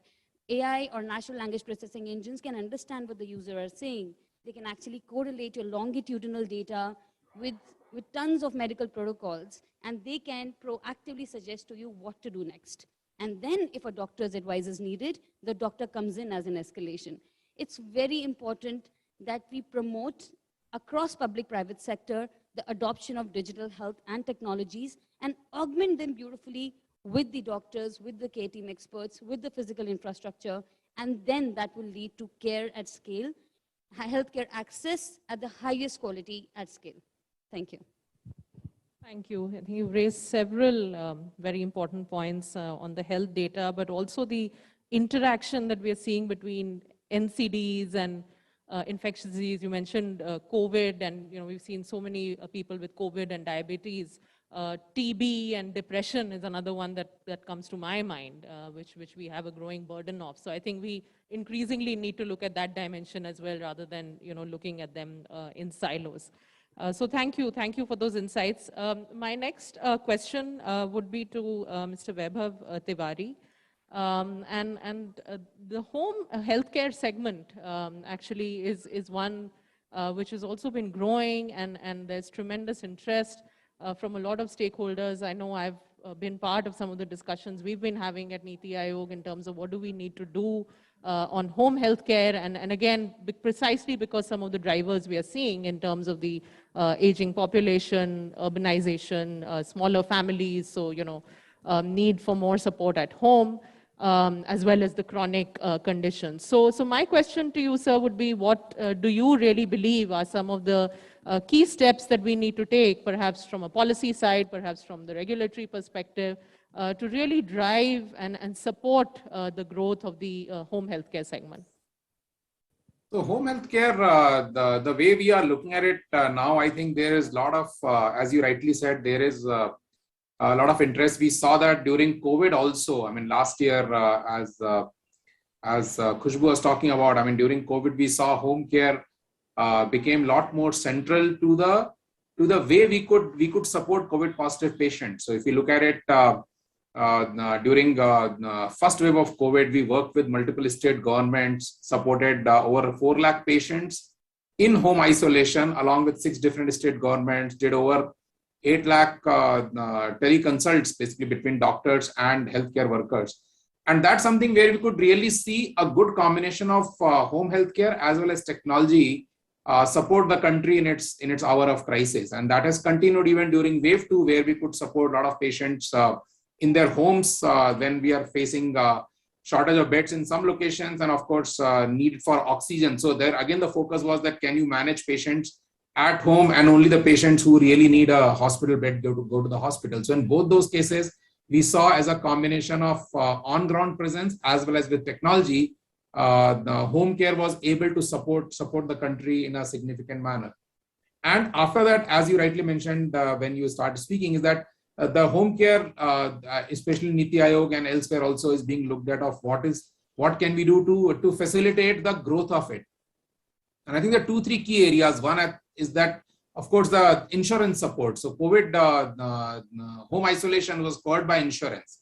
And that's something which became a very, very positive thing at that time, because patients realized that even if you're getting treated at home, it's getting covered by insurance, and that was a big positive. And even if you see worldwide countries where home care is just is very natural way of healthcare, like a US, their insurance covers home care quite extensively. So I think one great thing which we saw in COVID was insurance covering home care, and that's again something which can be a very, very big positive change for this industry to grow.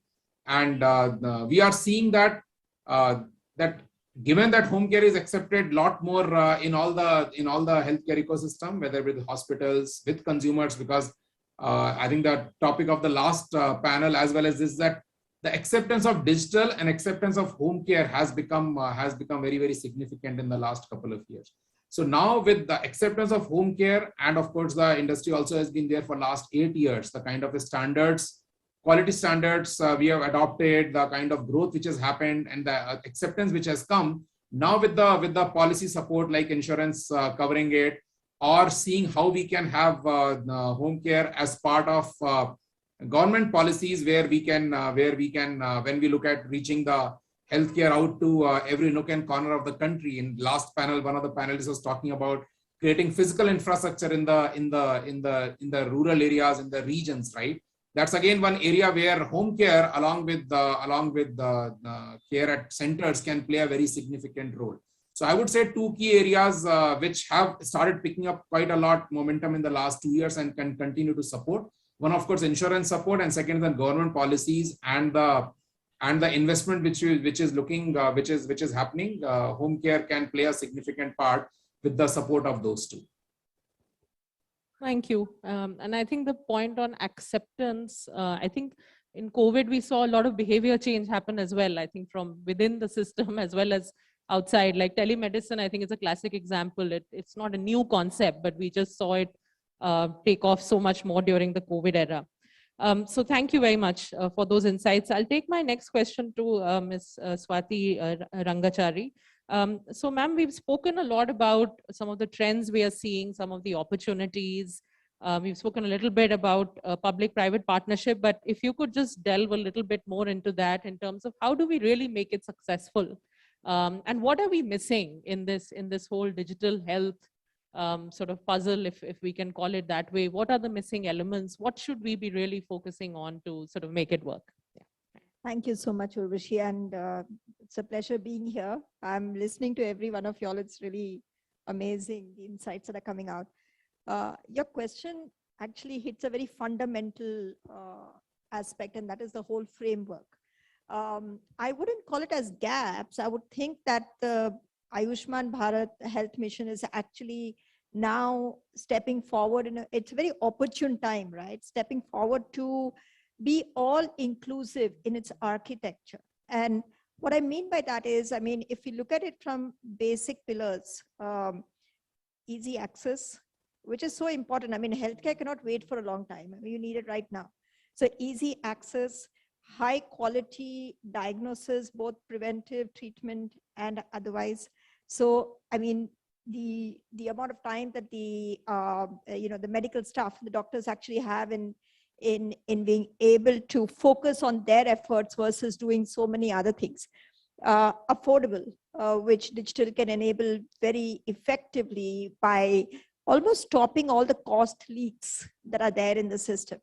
And in addition, and more coming from all that we've been talking about, is diversifying into, I wouldn't use the word verticals, but specialized areas where predictive analysis can play a big role. For example, mental health, cancer, areas where, digital analysis, artificial intelligence, something that you had brought up, and other emerging technologies can work together to support the clinician in taking high quality, diagnosis or support. So what I think where I'm coming from is the framework matters. In many ways, when we focus on specific areas, some other gaps might come up. So what Ayushman Bharat Health Mission is doing in terms of its objectives of stepping back, looking at a more holistic, building blocks, so to say. You mentioned about health ID, health records will play a big role in ensuring that we have insurance reforms, which sits fundamental to healthcare in many ways. In other parts of the world, insurance plays a big role in preventive healthcare, which is not the case here. You have to go to a hospital for insurance. And the whole idea of healthcare now, the shift that I see happening is where people are, the whole idea is to stop a patient from going to the big hospitals in principle. So, I think in the previous panel, they spoke about primary healthcare, for example, how digital can play a hybrid role of physical. I think Dr. Jayalal spoke about physical infrastructure being important, but a hub and spoke or better digitization to enable, I'm not sure, was it Portia or one of them spoke about, care in the villages. How do we connect the whole pieces together? So digitization plays a role like, the digital highways, like a glue, and bringing the whole framework together. Fundamental pillars, brilliant concept by the Ayushman Bharat Health Mission, but the whole thing sits on how we implement it effectively. So I'm glad that India is taking such a, we're taking, I think, big steps in bringing in such huge focus on digital healthcare as a huge enabler. And I just hope this momentum is not taken over by so many other things that are happening. And I think that's where I would say sits the crux, the implementation of Ayushman Bharat Health Mission. Thank you. Thank you for bringing up those points. And I think in particular, I loved your point on the importance we give to stopping people from going to hospital. I come from a public health background, so that's something I always feel very strongly, that historically also we've been a very cure-focused or hospital-focused health system, and we really need to shift, sort of in the other direction. And hopefully the pandemic will also give some more momentum to that. So I think that in particular is a very important point. Thank you, ma'am. So my next question would be to Mr. Vibhav Garg. And a couple of specific sort of questions to you, sir. One would be in terms of how do we really build capacity for the digital health ecosystem, I think in totality, because there's so many different stakeholders, and it can still be a fairly new, somewhat alien concept to many of them. So how do we build capacity, sort of get their ownership and buy-in, rather than it being something that we're sort of just pushing onto them, because this is something, a challenge I think we are grappling with in the government, where not everybody is at the same level of readiness or willingness to take this on. So I think that would be one question. And the other would be on the data side, given the sensitivity of the health data. We're talking a lot about it. How do we look at, privacy, consent, safety, all of that. So what do you think, and what more do you think that we should be really doing on that front, and how should we be approaching it? Yes. Thank you. Thank you, Urvashi, for the questions, and thanks for the organizer for having me here. I think I'm just trying to map these questions to the theme of the session, which is building digital health ecosystem. And before we talk about digital health ecosystem, let's talk about a little bit on health ecosystem, right? And when we talk about health ecosystem, I think the 4 clear areas in front of me are preventive care, diagnostic, curative, and then palliative, as in where applicable, basically, right? Question comes is, do we have enough capacity in these 4 areas so that when we superimpose these 4 areas to digital health roadmap, then we are able to create those capacities further into those domains, right?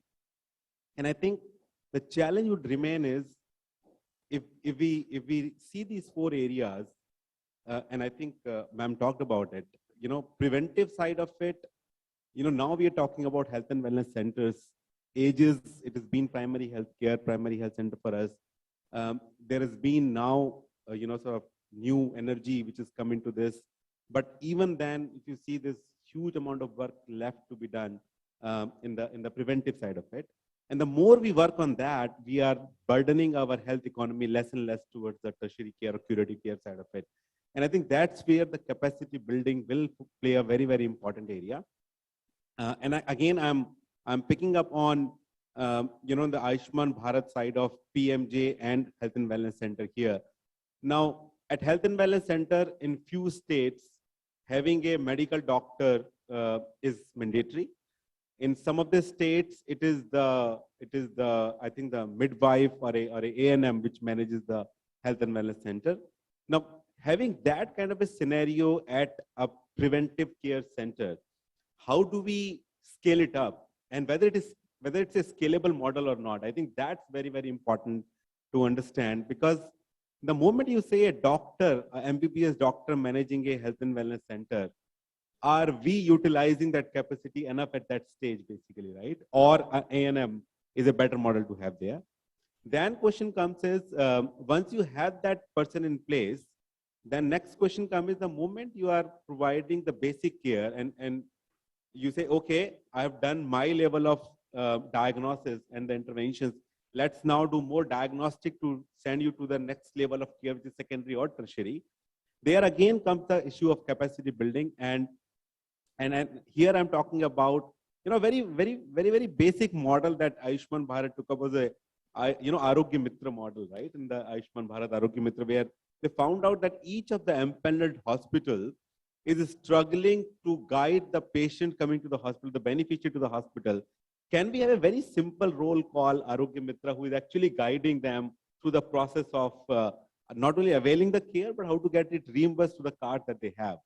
And I think that's where the understanding of, capacity, not in just in terms of the medical staff available, but also the paramedical and this kind of roles that are going to aid to the bandwidth of the medical professionals in the hospitals, basically. Otherwise, what will you end up doing is a doctor talking about, sir, aap idhar room mein chale jaiye, sir, aap udhar room mein chale. And I think you're wasting the bandwidth of a doctor, right, sitting out there. So I think it is important for us to identify, first of all, the roles that would add on to these 4 sort of segments of care that we're talking about. And then once we are trying to, as I said, superimpose them to the digital highway and they become digital health ecosystem, there comes another challenge, because the challenge that you would find first is, today, at least the care that we're talking about, the healthcare, it is reimbursed either by government or a private insurer, right? They understand that you are hospitalized, you need a reimbursement. You are hospitalized, you need to pay for this particular care. Think about a little bit from a digital health angle. You have a software as a medical device. Today, who understands how much do I pay for the software in the ecosystem?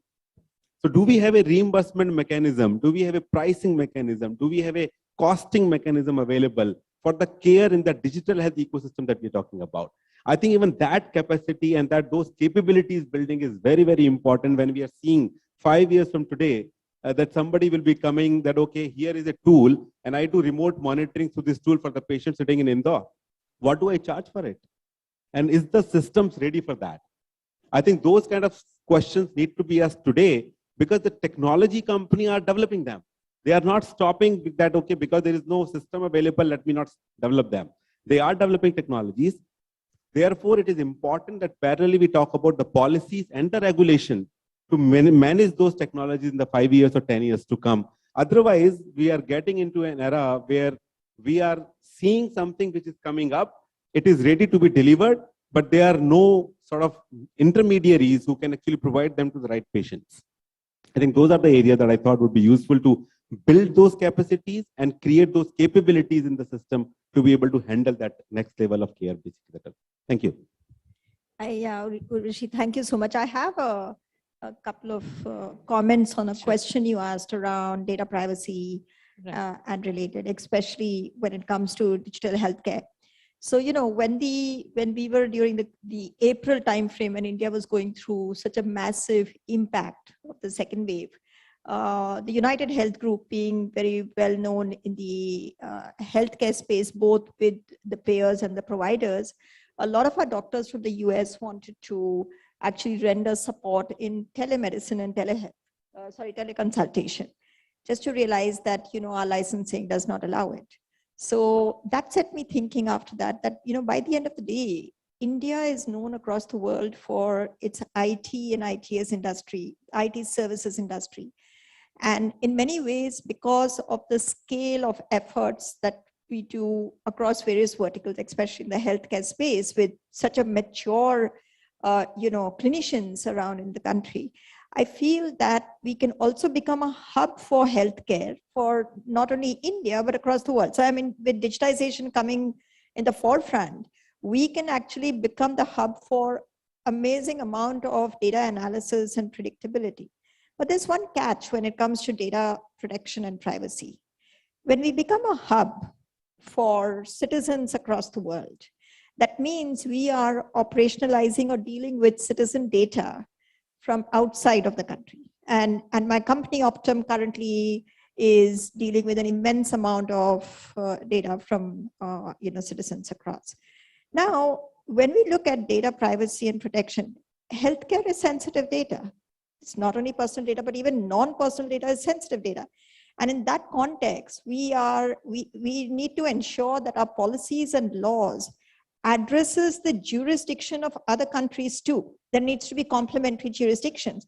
In that context, at least for a while, we become, I mean, we shouldn't, like, you know, try to localize their data and all that, because that could be a breach of their jurisdiction. So what we could do is first invest in becoming a hub for the world, like we're the pharmacy for the world. Let's become the digital analysis hub for the world, or digitization hub for the world, telemedicine hub for the world.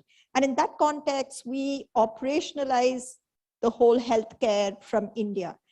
The only catch is, let's not try to localize other citizen data in our country. If this is addressed in policy, we maintain their privacy basis their standards. We set our standards high, right? And we eventually then become a strong, like, you know, mature local ecosystem with Ayushman Bharat Health Mission framework and become a hub to the world. This, in my opinion, if I may go one step further, can also become a brilliant trade bilaterals, you know, where countries speak to each other on healthcare. And that, I believe, is the importance of healthcare that perhaps, you know, people are waking up to today. I'll just supplement to what ma'am just mentioned. I think so we already have personal data protection bill, which we are already discussing about, and we are providing comments from the industry as well. But I think it is high time that we start thinking towards a HIPAA kind of an act for the country as well. Now we are talking about a centralized platform for data collection, data portability, and integration. We better have a kind of a framework which governs the data portability and data integration in the country. And I think something like HIPAA would be very, very useful to think through much ahead in time so that we don't get into the trap when we reach there, basically. Thank you. Just an additional point, I think very well said, and want to highlight that the entire mission towards digital health will require innovation from startups, innovators, companies to come up and, as we said, collaborate with the larger infrastructure, public health infrastructure, and so on. And certain ma'am absolutely are correct when they say that even though the regulations are coming and the government is very, very progressive, there are no compliances with respect to a startup, a health startup, for example, like ours, to follow certain ISO regulations, GDPR, which is more European based, or HIPAA, which we follow so closely in the US. So we follow all three, for example, because we want to work globally, we work with insurance partners, but there is no such compliance as such. So we have to really find a fine line and a balance so that we are not slowing down the innovation. At the same time, we are ensuring that the data safety is protected, because a single goof up from one company can lead to a massive risk for our country towards PI data. Just one additional point on what, sir, the structure framework you gave, I think very, very well put, and a fresh way to look at it.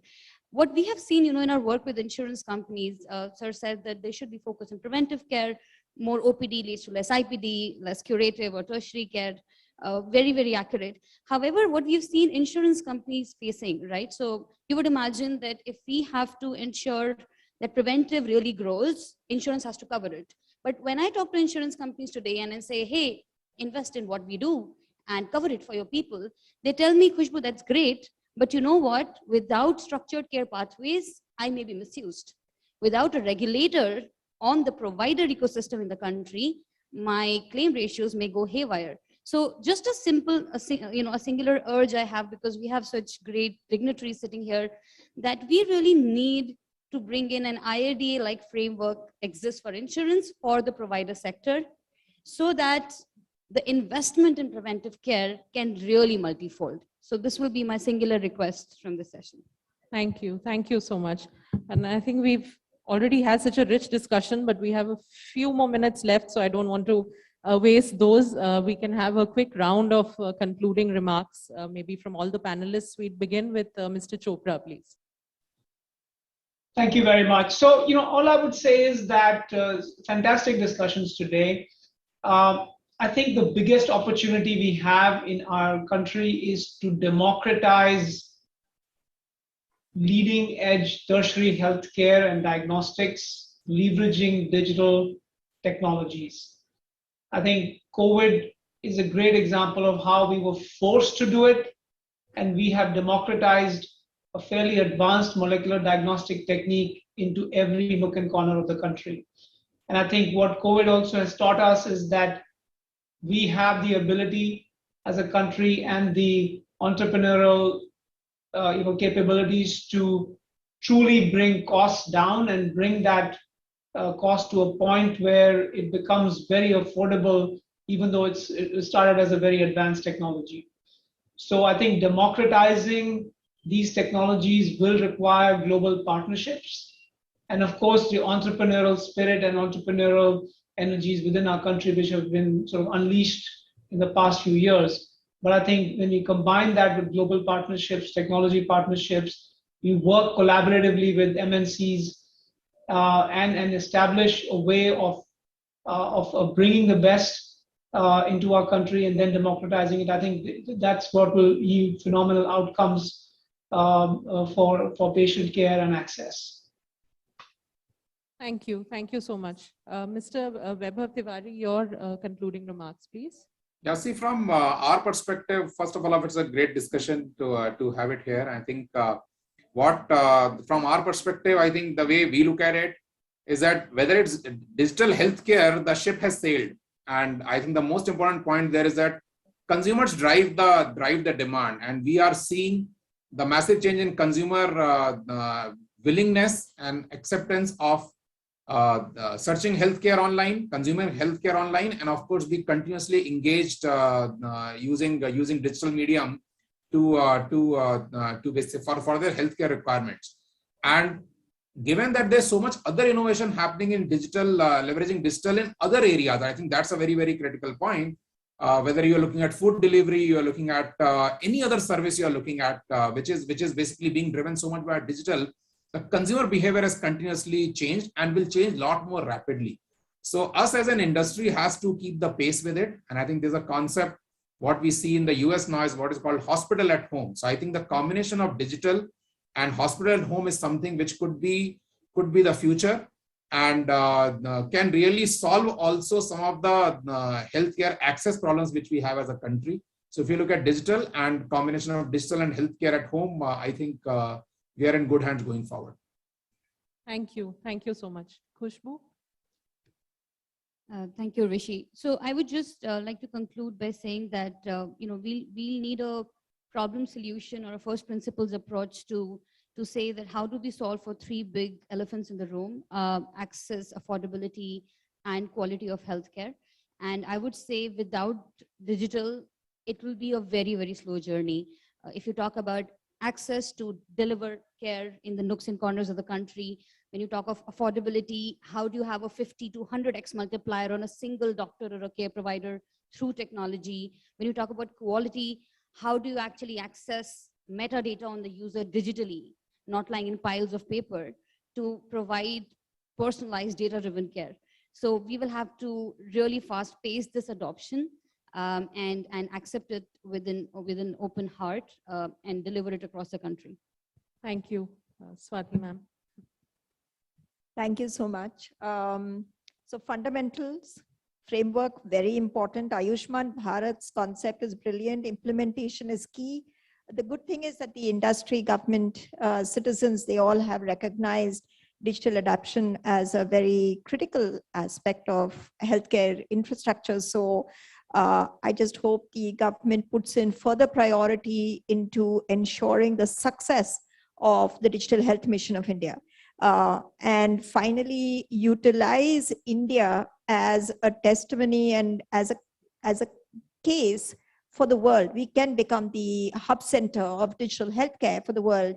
And that vision needs to get etched in somewhere so that it translates into our standards. It translates into the way we operate. Healthcare is universal. So the way we operate across countries and, kind of bring ourselves into the forefront. So from the startup community to the very mature industries, how does everyone work together within the framework to ensure that India actually comes in the forefront of digital health? Thank you. Thank you, ma'am. Sir, you have the last word. Thank you, Urvashi. And you know what? I mean, I will conclude by saying I've been a big fan of the concept of Uberization of healthcare, right? And now we are almost very close to see that getting realized through Ayushman Bharat Digital Health Mission. But I think there are certain areas that we as a country need to watch out. So Uber, it was like hundreds of thousands of cars around me, but when I book one, it gets canceled because the person doesn't want to go the way I want to go, right? The same should not happen with the healthcare. That we have all health in my hand through my mobile, but when I want a care, it is not delivered to me. So access becomes an issue just because everything is there and everybody's fighting for the same resource, and I'm denied the access basically. So we should be careful for that. Number two, Uberization of health, great. Uber is the largest car company without, owning a car. Let's not get into that. Let's keep building those infrastructure in the country. Digital health is great, but without physical infrastructure supporting it, it may fall flat. And therefore, it is important for us to keep developing, keep sort of funding the demand side of healthcare as well as keep funding on the supply side of healthcare. Thank you so much. Thank you. And I think we've had such a rich discussion. At least I've learned a lot, and I'm sure the audience would agree. And there's so many takeaways. There's so much that we need to do. The potential is obviously huge, but we really need to work on putting in place a very strong enabling system. And I think, as we've said, not lose sort of sight of the bigger goal, which is, the different pillars, whether we talk of universal health coverage, talk of affordability, accessibility, equity in a country like ours. And digital health is obviously a very, very big enabler, but it's a part of a bigger a picture, and we should not lose sight of that. So I think some really, really important points made here. Thank you very much to all the panelists, those who are here and those who've joined us, sirs who've joined us virtually. I think we're out of time. We don't have time for questions, do we? Audience questions? We're out of time. Okay. So thank you very much. Thank you. Very much. Thank you very much. On stage. Thank you all for sharing your views. We're very grateful to you for taking the time and coming here. I would request Mr. Kamal Narayan of IHW Council to please come on stage and present each one of our speakers on stage here with a small token of our appreciation for coming here and sharing your views and thoughts with us.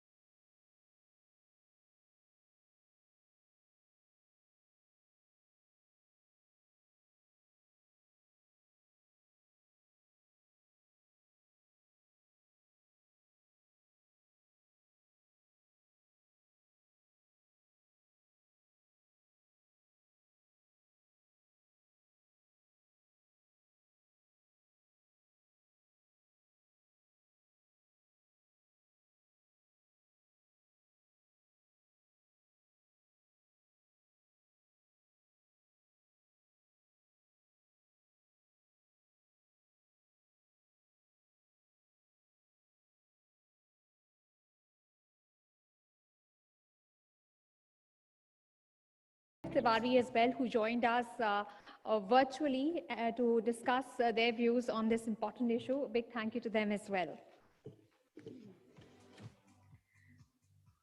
Thank you. We'll now move on to a very important issue, and this is fighting mental health and non-communicable diseases.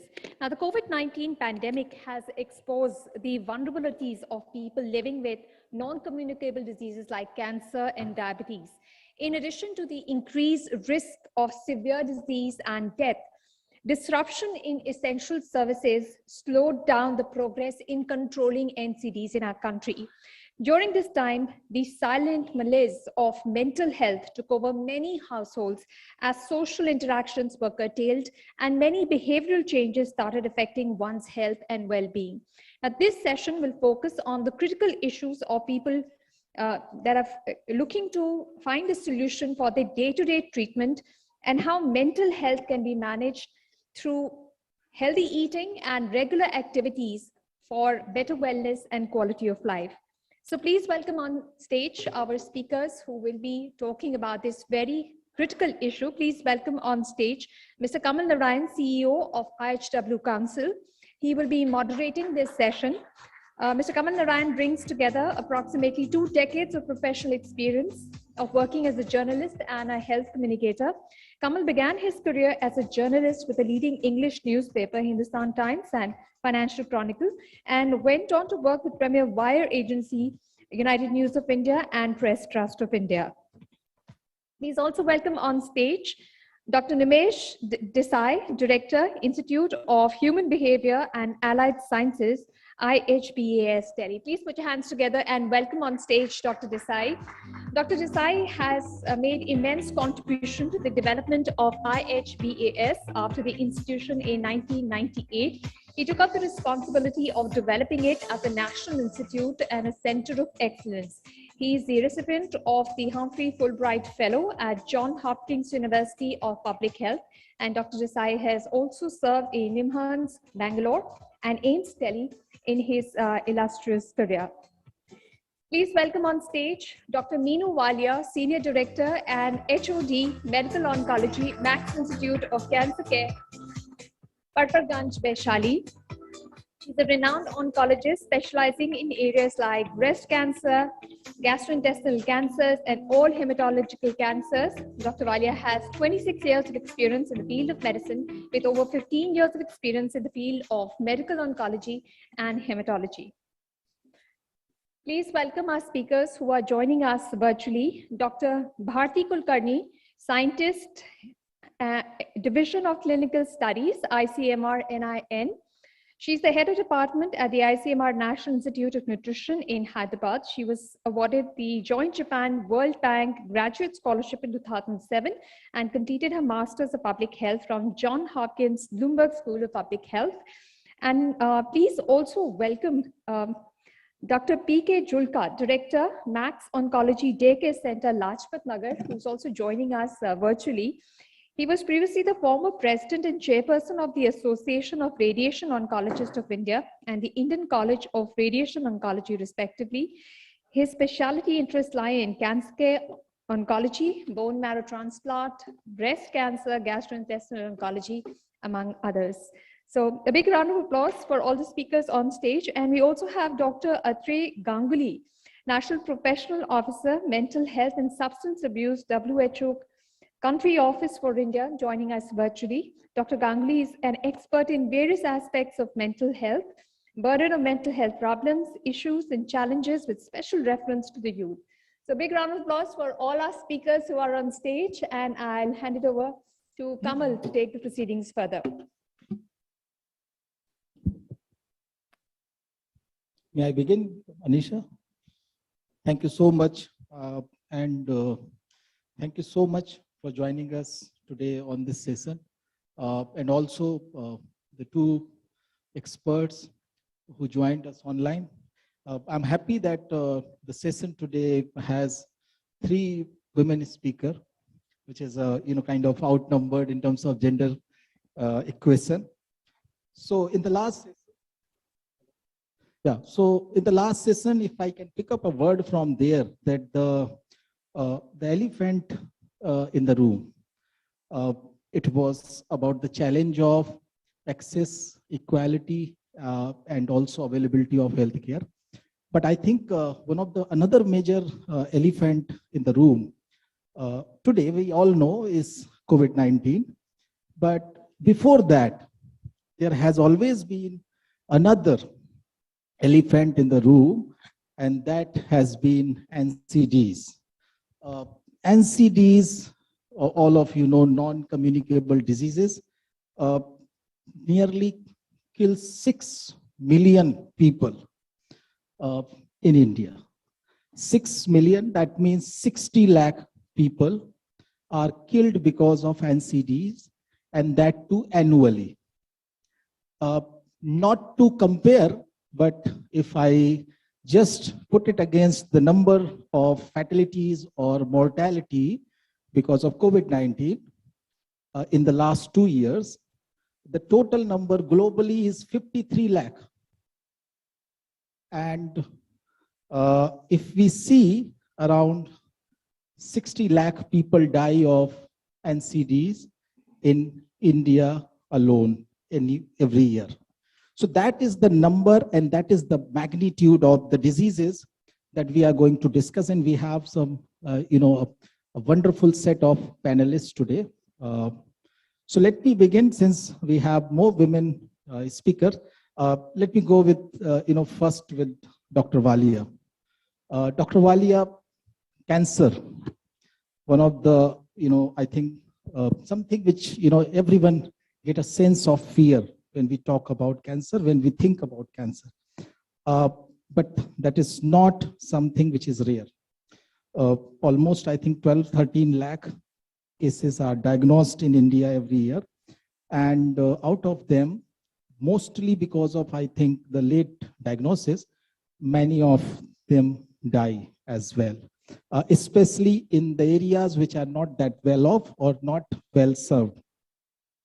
So when I look at the overall NCD conundrum which the country is facing, and from the specific perspective of cancer, where you are playing an important role in terms of ensuring the care to the patients, how do you see that we are going to actually handle these challenges, and especially in the wake of COVID-19, where we have seen massive disruption in all kind of already, kind of laggard, care for the NCDs. But for a specific perspective of cancer, how do you see that? What are the changes which you, noticed, and what are the major steps you see has to be taken? Really, Kamal, I'm really glad that you brought this very pertinent question. And all along for last 2 years, it has been a major thought that has been coming to me again and again, that somewhere in a fight against COVID, we had forgotten there are other diseases too. And there are other diseases too that can be equally demanding and they are equally life-threatening. So in our efforts to control COVID, when new guidelines we had almost every day, suddenly you will know that the entire hospital has become a COVID hospital, or so many 80% beds dedicated to COVID. And some of the hospitals were totally like converted into COVID hospitals, and you did not know in those areas where probably these were the big hospitals. If somebody had a MI in the middle of the night, had a cardiac, had a heart problem, had a stroke, or people who were suffering from chronic diseases. So among the non-communicable diseases also, people who are suffering from something like cancer, or I say even chronic renal failure, who are on dialysis support, these are the patients. Among the non-communicable diseases, there can be many. No? There can be people from heart diseases, from hypertension and whatnot. Those cases can still be on for a large part on oral treatment. And during COVID, they could afford to be at home and can have teleconsultations or can still continue their treatment. But in cases of cancer, or in cases like patients who are dialysis dependent, chronic renal failure patients, again another non-communicable disease, in these cases, the continuity of care is very, very important. So when we are when we are talking about COVID, somewhere we have to remember that these are the patients where we could not neglect, and they cannot be neglected. And we all as a community and the government has also to remember that when we were having those, suddenly there were road blocks, and then between Haryana and Delhi, the roads were blocked, people could not travel, and there were so many patients who had to come for the chemotherapeutic sessions and they had to be interrupted.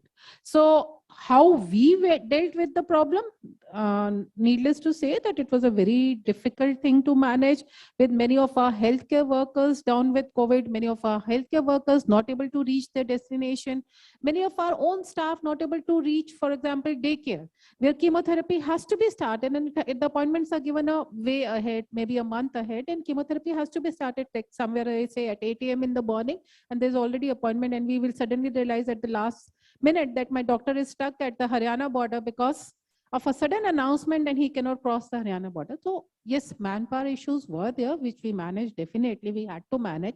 There were no answers, but again, a lot happened for the treatment of these patients. And what did we do for the treatment of these patients? We modulated the treatment as far as we could. People who could be put on oral therapies, oral chemotherapies, where breaks could be given, we did the breaks. Where teleconsultation, long-term follow-ups could be managed, they were managed. But yes, there was still a substantial number of patients where we could not interrupt treatment, and we had to tell them that they have to continue with the chemotherapy sessions, because that was also something very important. So you're saying that there has been several aspects of disruption which happened, both in terms of the hospitals were shut, and where many of them were completely focusing on COVID. Apart from that, many other aspects, in India, and especially when the cancer care, quality cancer care is normally concentrated in the large cities, I think a large number of patients have to travel, long miles before they reach to a hospital, and that was also not available that time. That's one aspect which definitely had added to the existing cancer burden. We may not have the immediate data right now, but at the same time, I think over the period it will be realized, because many of them could skip their screening, or maybe chemotherapy sessions and all that. Dr. Desai, so when the COVID had its impact on NCDs, from cardiovascular diseases to diabetes to cancer to stroke, and this and might have a substantial mortality in the absence of care in acute cases. There has also been another major burden or in among the same people, because when you are not able to earn for your family, when you are not able to kind of meet to your family members, which was one of the outcome or byproduct of the lockdowns or COVID related restrictions. And on top of that, if you are ill or somebody in your family require immediate care, and you are not able to take them to the hospital, despite the fact that you may be living in a city like Delhi or Mumbai, which are flush with best of the healthcare, it puts a massive burden on the mind of the people, and where come that lead to the mental health problem.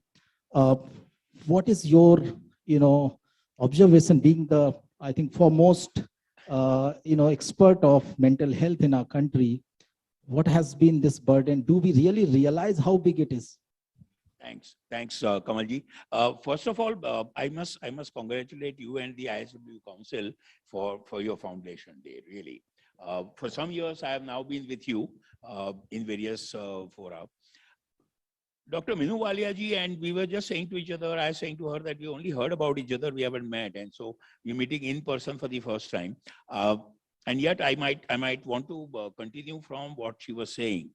See, this whole in a lighter way, partly, but seriously, this whole issue of prioritization and concerned professionals or activists feeling kind of secondary or tertiary, like a stepchild, has been a perennial experience for psychiatry. Psychiatry and mental health has always felt this, like you were feeling last 2 years, unfortunately.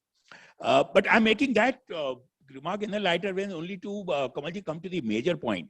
About 25 years ago, or a little over 25 years ago, actually 30 years ago, 31, 1990, the first data set from World Bank and WHO project on global burden of disease, and then a few other publications in the mid-90s, brought the whole focus from mortality-related health priorities to morbidity-related health priorities, which helped NCD and mental health included.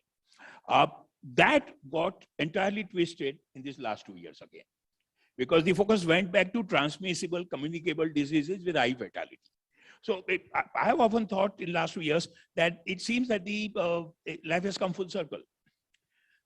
Developing countries, especially, or developing or kind of middle-income countries like us, as we argued in the 90s, and was still valid for till the second decade of the century, actually had the dual burden of disease.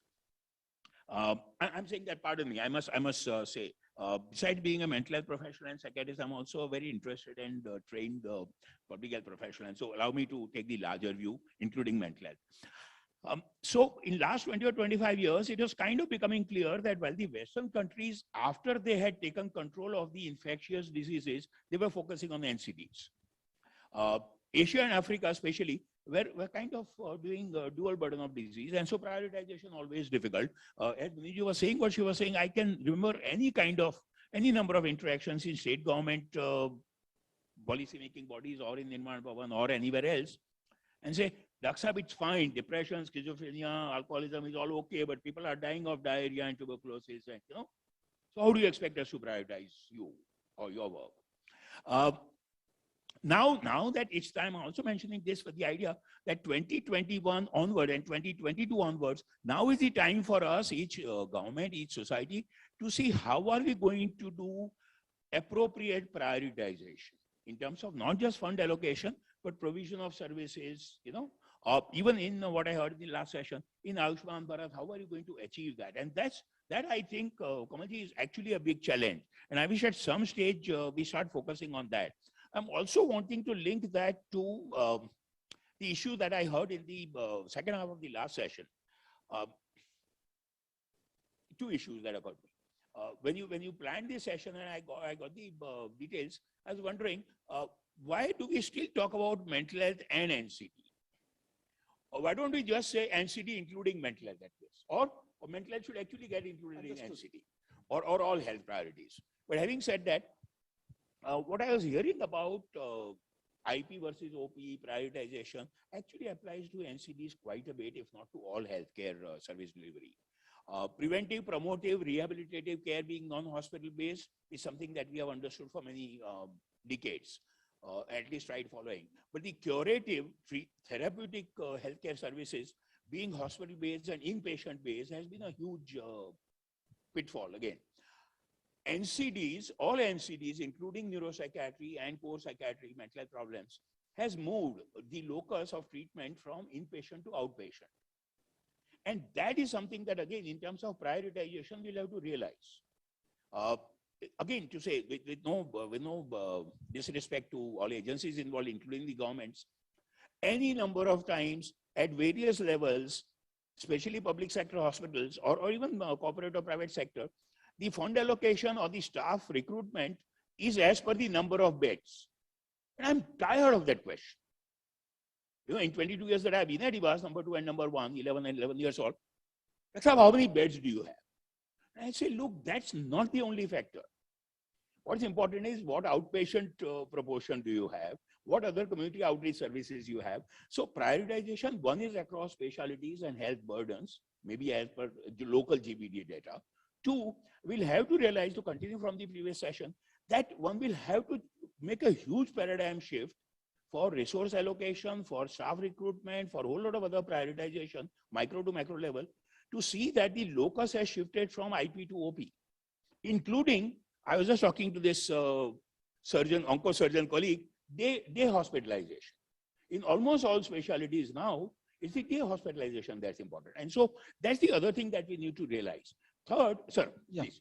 Sure, no, continue. I was just saying, the third is that I have had this passionate thing since the 90s that besides the core mental health issues, depression, schizophrenia, alcoholism, that we would like all healthcare professionals to become more familiar with and less stigmatized, the application of mental health knowledge and technology and behavioral science to all healthcare, especially NCD, is something that we need to do.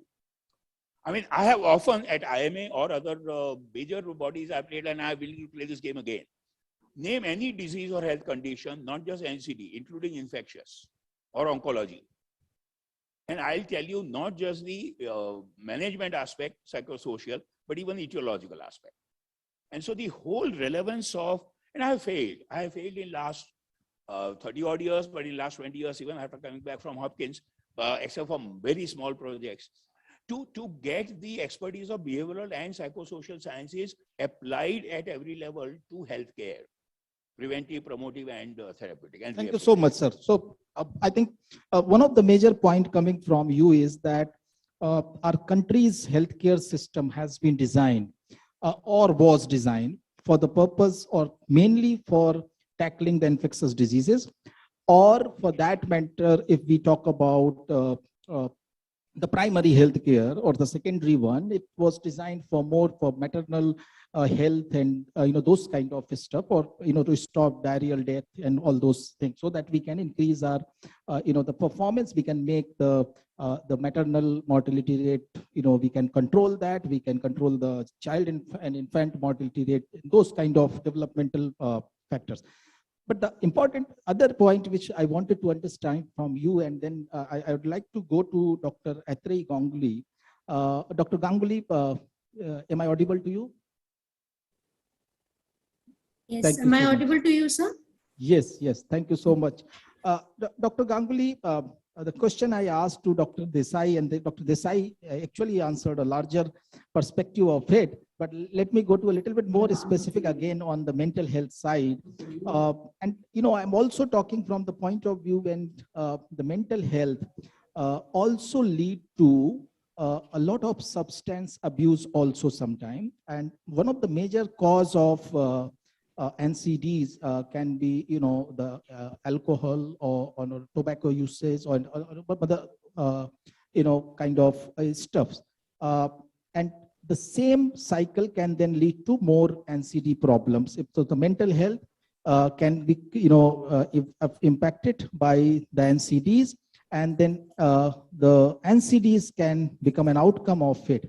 Keeping this cycle also in mind, what has been your experience, and also from the WHO point of view, since you're involved in the larger, kind of policy and monitoring also, where do you see India, kind of standing at that point, and especially post-COVID-19 time? What is the burden of mental health which is lying silently, which is not visible to us, but at the same time can be a major public health challenge? Thank you. At the outset, thank you so much for giving WHO an opportunity to be a part of this event. Definitely something which is a very important thing to be discussed at this point of time. Taking cue from what Dr. Nimesh Desai had said, and he very rightly said that we should not be talking about NCD and mental health. Rather, in 2018, WHO has come up with a 5-to-5 matrix, wherein the NCDs, the major NCDs they consider are cardiovascular diseases, chronic respiratory diseases, stroke, and also also mental health. There are 5 of them, and diabetes. So 5 of them, and also there are 5 risk factors. So as you said, the risk factors are the insufficient physical activity, unhealthy diet, tobacco, alcohol, and also air pollution. So coming back again to your question, yes, in COVID times, definitely there has been an impact on NCD at large, which is inclusive of mental health. NCDs and mental health has been affected, because the existing healthcare services were interrupted, and so the people who were on treatment definitely were affected, and so the continuity of essential health services and the compliance to treatment definitely were affected. Secondly, then the mental health people did, even if they were not affected, the fear of being affected, or maybe they get affected, was really great. Secondly, there were also instances of people losing their jobs, so the depression was in a big way. So to allay that, they resorted to tobacco, alcohol, etc., which they thought probably will give them some relief, but in the long run it was the opposite. They were again into this, and these are major risk factors for NCDs, like cardiovascular diseases, diabetes, chronic respiratory diseases. So the vicious cycle continued, and definitely today when we talk about mental health, earlier the perception was mental health disease, but now we are very much focused on the wellness part. And as WHO's definition of health says, that it is the physical, mental, and psychosocial well-being, and not just the absence of a disease and infirmity. Definitely, COVID has created a lot of issues, both in the physical and mental health space, which needs to be addressed. The exact figures are yet to be determined, but definitely there is, because we are all feeling that heat. So yes, I totally agree with you. Thank you. I was actually about to ask that follow-up question, that can you put some absolute number of the people, or or the incidences which we may be having in India? I hope Atre will agree. Dr. Atre Ganguly will agree. I have a serious problem with that kind of Absolutely hypothesization, because it leads to a huge problem. Let me illustrate. Any number of times in last 5 or 10 years, one has not only seen many popular magazines with cover stories, but technical agencies with coming up with statements like, India is the diabetes capital of the world. India is the most depressed country in the world. It's not. It's not. It's not. It's not. The problem, Kamalji, comes from population estimates. We are the second most populous country. So take any health condition, we are going to be the number 1 or 2. So I'm sure you'll agree, and Atre will, ratio and proportions is what we need to. For planning health services, yes, population estimates help a lot. But the flip side and the trouble is, and please see this, if I may. There is a lot of human population that's kind of subsyndromal. There are stresses of day-to-day life, like COVID did. Now, if I am in that gray zone, beside the diagnosable depression, other 15 to 20% of the population, and I read this popular cover magazine, India is the most depressed country. What do you think it does to those millions and billions? I only get more depressed. So really, a little more of science, at least in the popular media, our mental health morbidity rates, in fact. Maybe in public health communication, the same statistics need to be communicated a little differently rather than saying India is the most depressed country. And if I might quickly, the global estimates, Dr. Atte will agree, have been 1 in 4, 25%, WHO headquarters would say, will have diagnosable, worthy of treatment mental health problems.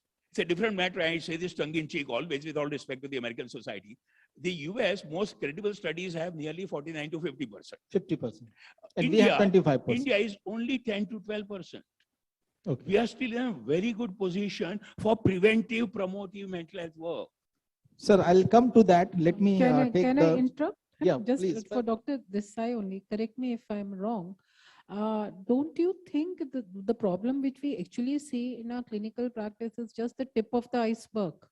The numbers which we have, like in our country, that I always felt, like I'm an oncologist. So I see invariably during those treatment, these patients, they go through a lot of stress, lot of trauma, and they actually require professional help. But neither the patient nor many of my colleagues also are very open about the idea. Sure. I strongly feel that whatever figures we have are just the tip of the iceberg. Yeah, because the figures that I'm talking about are hardcore epidemiological community figures, not hospital data. Okay. Yeah. So that perspective is also important. Let me just quickly go to Dr. Bharti Kulkarni. Dr. Kulkarni, you are involved into the nutritional aspect, and especially the women and child nutrition. The important challenge which we see that as the eating habits or the behavior related to the consumption of food has also been an important contributor to the rise of NCDs in our country. While we have again the two very kind of extreme sides, we see a big chunk of women and children kind of being malnourished. We have 55% of women being anemic, and at the same time we also see that the faulty eating habits also leading to some of the major NCD problems, including your the rising blood pressure or maybe the obesity and many of that. How do you see that the nutritional challenge can be addressed of our country, while we have to address both the extremes and at the same time also ensure that those who are better or well off in terms of and can have access to the all possible nutritions, how they can become more conscious to have the right access, and those who don't can be provided that access? Yes, I think that's a critical question, and what we see it as a double burden of malnutrition. So on one hand, we have high prevalence of undernutrition, especially in women and children, including micronutrient malnutrition, which is visible in the form of anemia. On the other hand, we have high prevalence of overweight, obesity, as well as non-communicable diseases. So earlier, it was the undernutrition was restricted to low-income group and overnutrition was restricted to upper-income group. But we no longer see that. Even in the urban slums, the overnutrition is rising along with non-communicable diseases. And it looks contrasting that these are two different sides, but in fact, it's linked with our diets, which are predominantly cereal based, as well as we have low intake of fruits and vegetables. Indians tend to have very low intake of fruits and vegetables. In the low income group, the intake of animal source foods such as milk, egg is low, and that's the cause of undernutrition we see in the women and children, as well as high prevalence of anemia. At the same time, because of globalization, when there is affluence, we are undergoing nutrition transition. Whenever the affordability increases, access to processed foods increases, and most of the processed foods tend to be high fat, salt, sugar foods. And that leads to overnutrition and associated non-communicable diseases. Because of the power of marketing, what we see is, in fact, in the rural areas as well as underprivileged areas, we see the high fat, salt, sugar food penetrating. Whereas despite the rural areas producing fruits and vegetables, most of it is transported to the city. And in fact, the access to their own produce is much lower. So this leads to the situation of undernutrition as well as overnutrition coexisting. Many times it's in the same family that there is a coexistence of undernutrition as well as overnutrition. I think the answer to it lies in balanced diets, which are local, which are indigenous, which are the foods should not travel very long, because what we have locally is appropriate culturally, as well as there is a seasonal variation. For example, we have mangoes in the summer, and there are other fruits. We do not need that it should be available throughout the year, because nature takes care of providing season appropriate foods, which if we have a balanced diet, and also which is culturally appropriate, including millets, because there is also a shift from foods which were available earlier. Like we had a large number of green leafy vegetables, which many a times we don't see them now.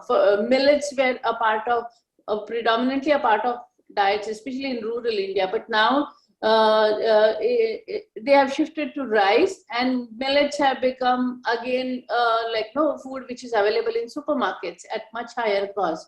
So these are the forces which have shifted our diets towards more cereal based, and that too cereals which have high glycemic index, low intake of fruits and vegetables, and more access to foods which are highly processed and have high fat, salt, sugar. So I think there is a need to change it towards a balanced diet, which can be a double duty action, which will also take care of undernutrition in underprivileged group and overnutrition and non-communicable diseases in urban Thank you so much, Dr. Kulkarni. A very important point which you are highlighting, as we as a country are facing that double burden of nutrition. Where we have malnutrition and the excess nutrition and overnutrition, what we call there.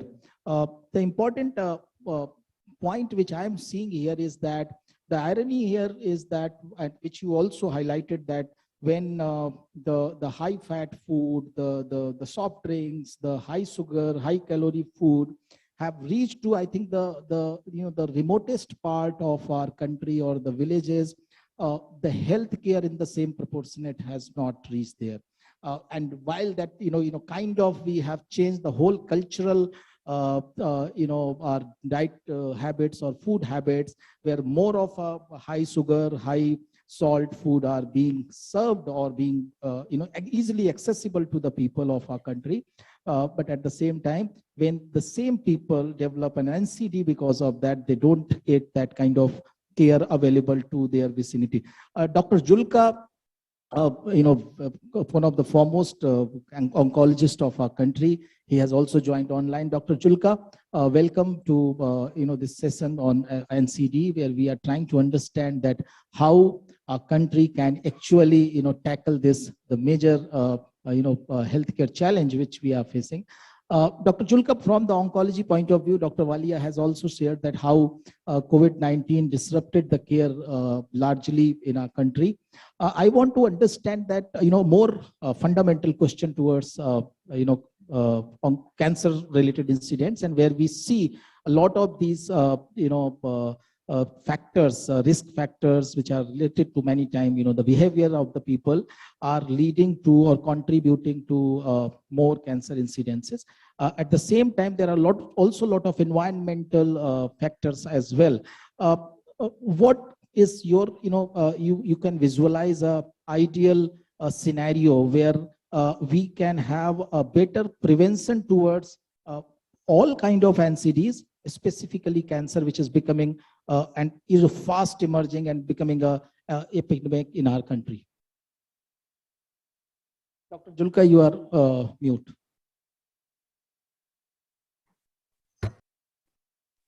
Hello. Can Yeah, you? it's audible.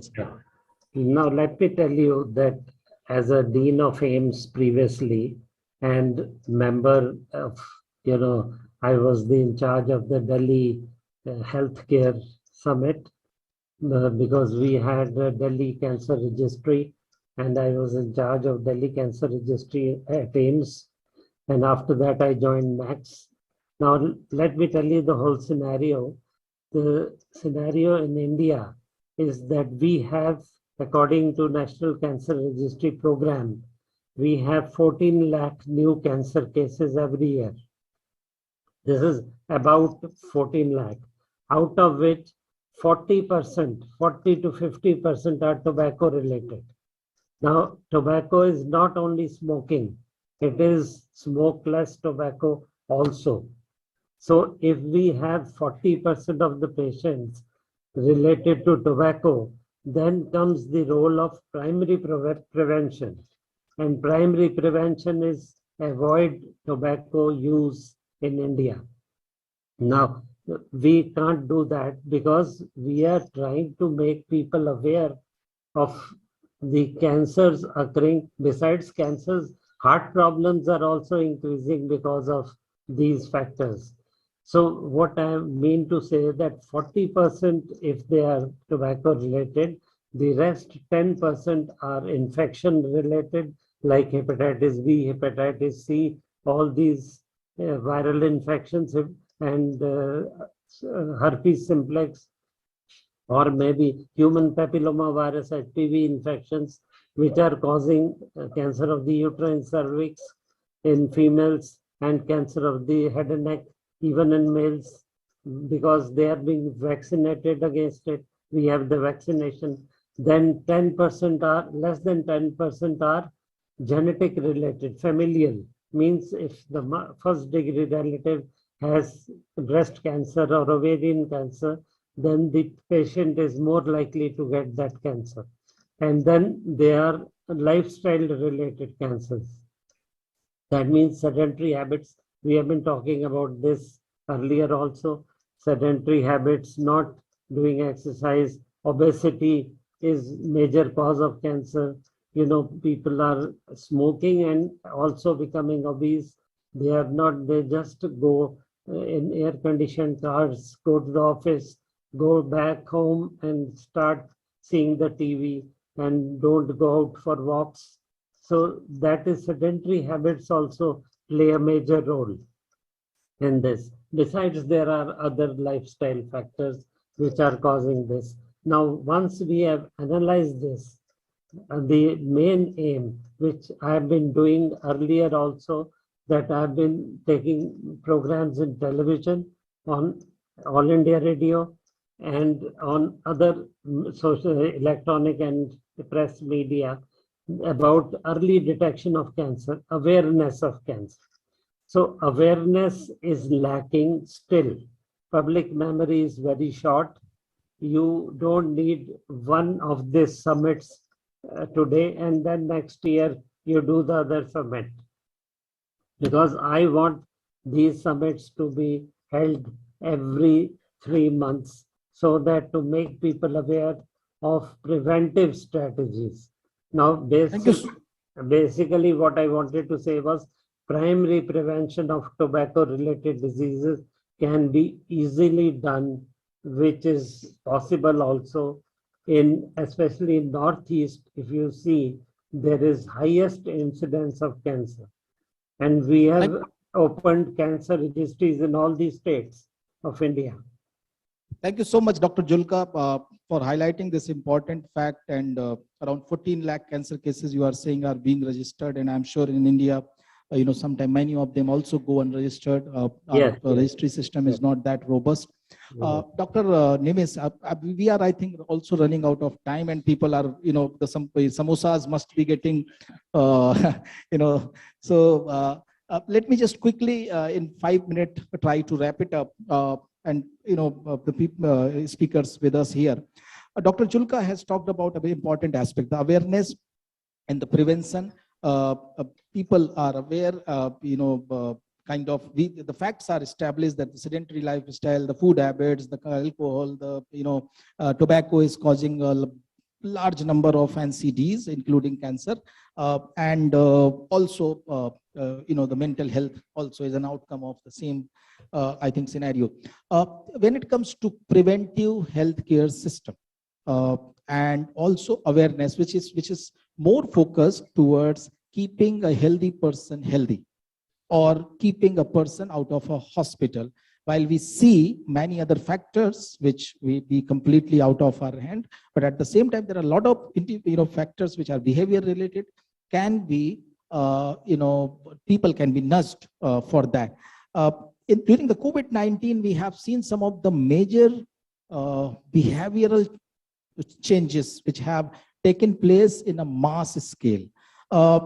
Does that give some kind of hope at the end of the tunnel that yes, we can create some large scale behavioral changes, or triggers large scale behavioral changes from the people side, but at the same time, while the factors are not only related to behavior, how people can get a quality early care for these NCDs wherever and whenever they need it. There are two, we are very short of time. There are two major points that I want to make. Can you take the mic? I'm so sorry. There are two major points that I want to make about what you're asking. One is that Dr. Atra Ganguly was saying there are those 5 risk factors: diet, physical activity, tobacco, alcohol, psychological well-being, or stress.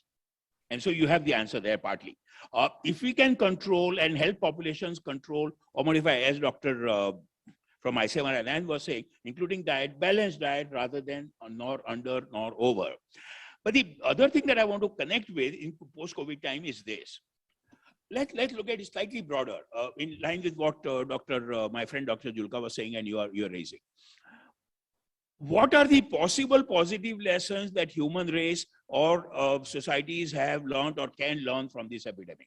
And I'll try and summarize. 1, health is important. 2, science is important for health. Don't go by, 3, that, and linked to what you're saying, my own individual health or your health or community's health largely depends on our lifestyle and our behavior. 4, interdependence, not just interdependence in terms of economics and social support, but even in terms of behavior. What I said I have failed largely is my passion of last 20 or 30 years to say, can we help populations realize that, look, your health or my health depends on how I behave or you behave. Now it's going to step further. 3 of us here, or 25 of us here in this hall, your health depends on how these people behave. So the interdependence of that relationship between health and behavior. I may wear mask, I may do everything else, but if the other person doesn't, then I'm at risk. So the idea of passive risk that happened with passive smoking in tobacco, is now becoming important. Now, this is what I think are the lessons that we really have to learn and crystallize through you here and everywhere else. If we can start getting this message across, science as the basis of health, health being a priority, interdependence on every level, especially the relationship between behavior, lifestyle, and health, and interdependence of communities for how our health will. Wonderful. I think very well highlighted points, and health is important, and so is science for health. And also we must understand the interdependency which we have when it comes to our health, and the interdependency also goes beyond the people around us. It is also on environment. It is also on the water we get. It is also on the... Sorry, can I quickly say, go beyond that. if you talk about core preventive or promotive mental health, it's socio-political economic. See, how will the psychological health of a population will be is far beyond even public health. It's economics and development and the social equity. Yes. So, Dr. Walia, what is the the blueprint which you see? How do how we can get a primary or preventive healthcare system around us, which can actually help us diagnose cancer on time if it is there, and also treat it, because that's how we can actually save more lives. So, what is that healthcare system you visualize or you dream of? I'll rather say Dr. Desai has very beautifully wrapped it up and summarized the entire thing, that what the pandemic has taught us. Health is important and science is important whenever following health. Whenever following anything rather, science is important. And I think cancer is no exception. We have evidence from many developed countries that there are screening methods available. There are some of the cancers which can be screened, and there is scientific evidence to show that there is decreased mortality in some of the cancers which are very common and where we can screen and we can probably detect them early. The fact is that somewhere the mindset has not changed. The mindset of most of us in our country is still more towards, once the problem occurs, then we will go towards health solutions. We do not think, there is not a preventive mindset. So the pandemic has also once again reiterated the importance of vaccines and the importance of preventive. So we need to change the mindset so to actually tackle this problem. But I think along with the mindset, we need to change, the infrastructure also, I believe. Dr. Atri, would you like to add a point how we can or how the health system can be improvised to make us enabled or prepared to tackle NCDs, including the mental health? Thank you. I think it's a very pertinent question, given that 71% of the mortality and morbidity globally is because of NCDs, including mental health. We do have a lot of global windows of opportunities, like the Sustainable Development Goals. We have one dedicated to, 3.4 dedicated to 1/3 reduction in major NCDs and mental health promotion. We have another Sustainable Development Goal 3.5, which is dedicated to reducing substance abuse, and most importantly the SDG 3.8, which is on universal health coverage, wherein NCDs come up in a big way, because we need to save our people from the financial hardships. In terms of how to strengthen the existing health system so that people are not pushed into out-of-pocket expenditure, and in many cases like cancers, there's a term called the catastrophic expenditure, which really leads to a lot of mental mental stress to the patient as well as the family. We do have a lot of government schemes in terms of the National Program for Cancer, Diabetes, Cardiovascular Disease and Stroke. We have the National Mental Health Program. We have the National Program for Palliative Care, which is also a part of all NCDs towards the end. The government has the Ayushman Bharat initiative, which has these NCD and mental health components slowly coming up. There are these drugs and multiple programs are kind of helping us improvise the healthcare system, and we will be gradually moving towards a system which will be supporting surely. From these diseases. Sorry, I'm interjecting in between because we need to wrap it up a little early. Dr. Kulkarni, your point, how we can ensure the access. So behavioral side is one aspect of how those who do not get access to the good food can get it, and what can be the blueprint for it. For a couple of points, if you may like to highlight. I think for healthy diets, people need availability, accessibility, and affordability of nutritious foods. And this requires, like for the underprivileged group, subsidies and making them available at an affordable cost. For people who can afford, they need behavior change communication, because many times knowledge doesn't automatically translate into behavior change. So behavior change communication is necessary. And also regulatory aspects are important, especially for high fat, salt, sugar foods.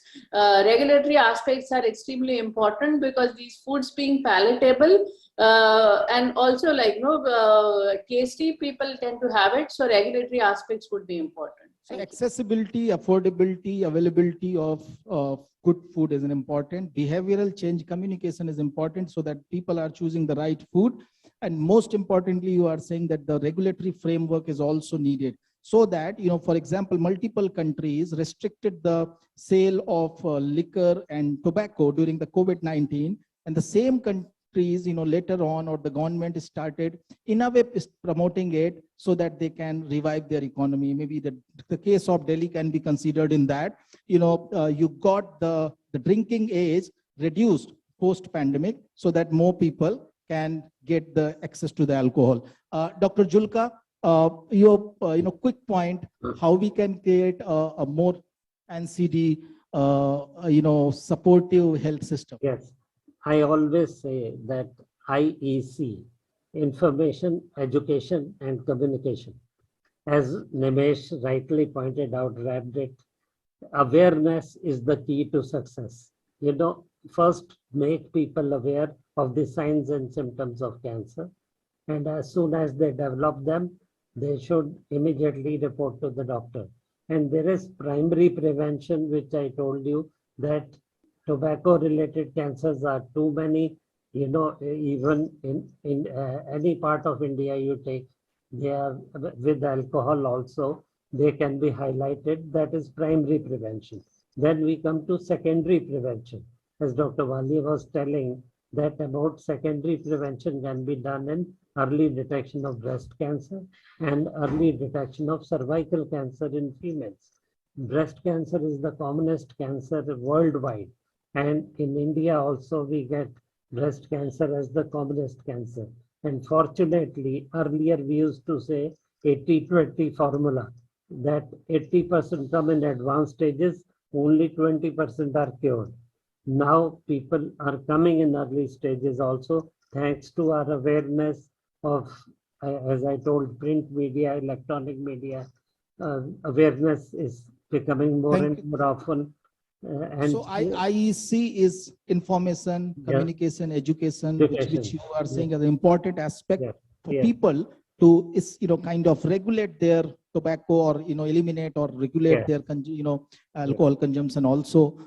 I'm talking about regulation only. Dr. Nivis, quick one so that I can. Everything is about awareness, prevention. Granted, we are all saying that. Essentially, it's all in the mind. All health issues are in the mind. I'll give an example how it's WhatsApp University is not a great thing to go by. You both said you should go by science. But I have seen this wonderful illustration about mindset, about depression. Two ladies sitting on a park bench, one saying to the other, "Why are you feeling depressed? Life is so good, everything is nice." And the lady replies, "Why are you short of breath? There is so much of air." With all respect to asthmatics and respiratory medicine people. So we really will have to somewhere about mental health problems, about NCDs, the invisible morbidity and the invisible suffering needs to change. Thank you so much, all our speakers, those who joined us online, and also Dr. Desai and Dr. Walia, who spared their valuable time to be part of this summit.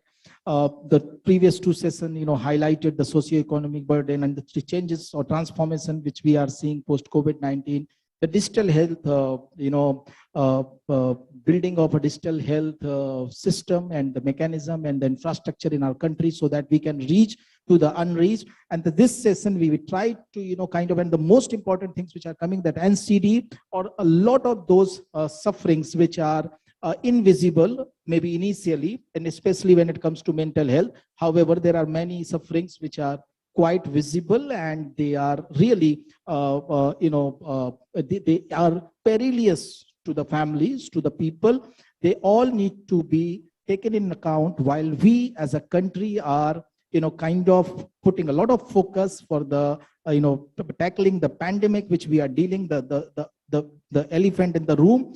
we must not forget the other elephant in the room. We have the two in our room, so we must not forget, because that is causing more, damage than the pandemic itself. So thank you so much, all our speakers, and I'm sure the tea is now open for all of you to kind of re-energize and revive from these, the session. And I believe that you would have taken out some of those lessons or learnings which can help you in designing, communicating, providing health better to everyone who need it. Thank you so much. Thank you to our speakers for joining us. And before we get to the tea, Kamal, I'd request you to please present Dr. Walia and Dr. Desai with a small token of our appreciation for coming here and sharing their views with us on this important issue of NCDs and mental illness. So I would request you to please present a memento to our speakers who are on stage, and a big thank you to all the speakers who have joined us virtually as well, including Dr. Julka, Dr. Bharti, and Dr. Ganguly. Thank you all for joining us virtually. Thank We've had a lot of good ideas in the day today. Thank a you. lot of Dr. Julka? Yes. Julka, sir? Anjay, Anjay. Hello, how are you? Hello, how are you? Long time. Long time, yes. Meeting you after ages.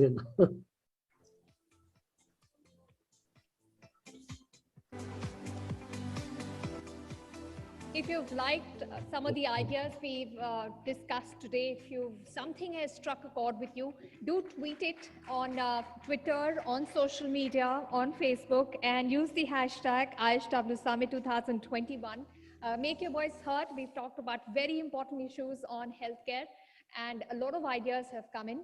And do tweet using the hashtag IHW Summit 2021.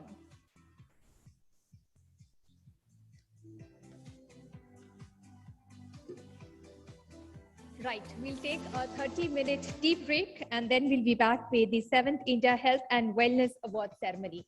See you again.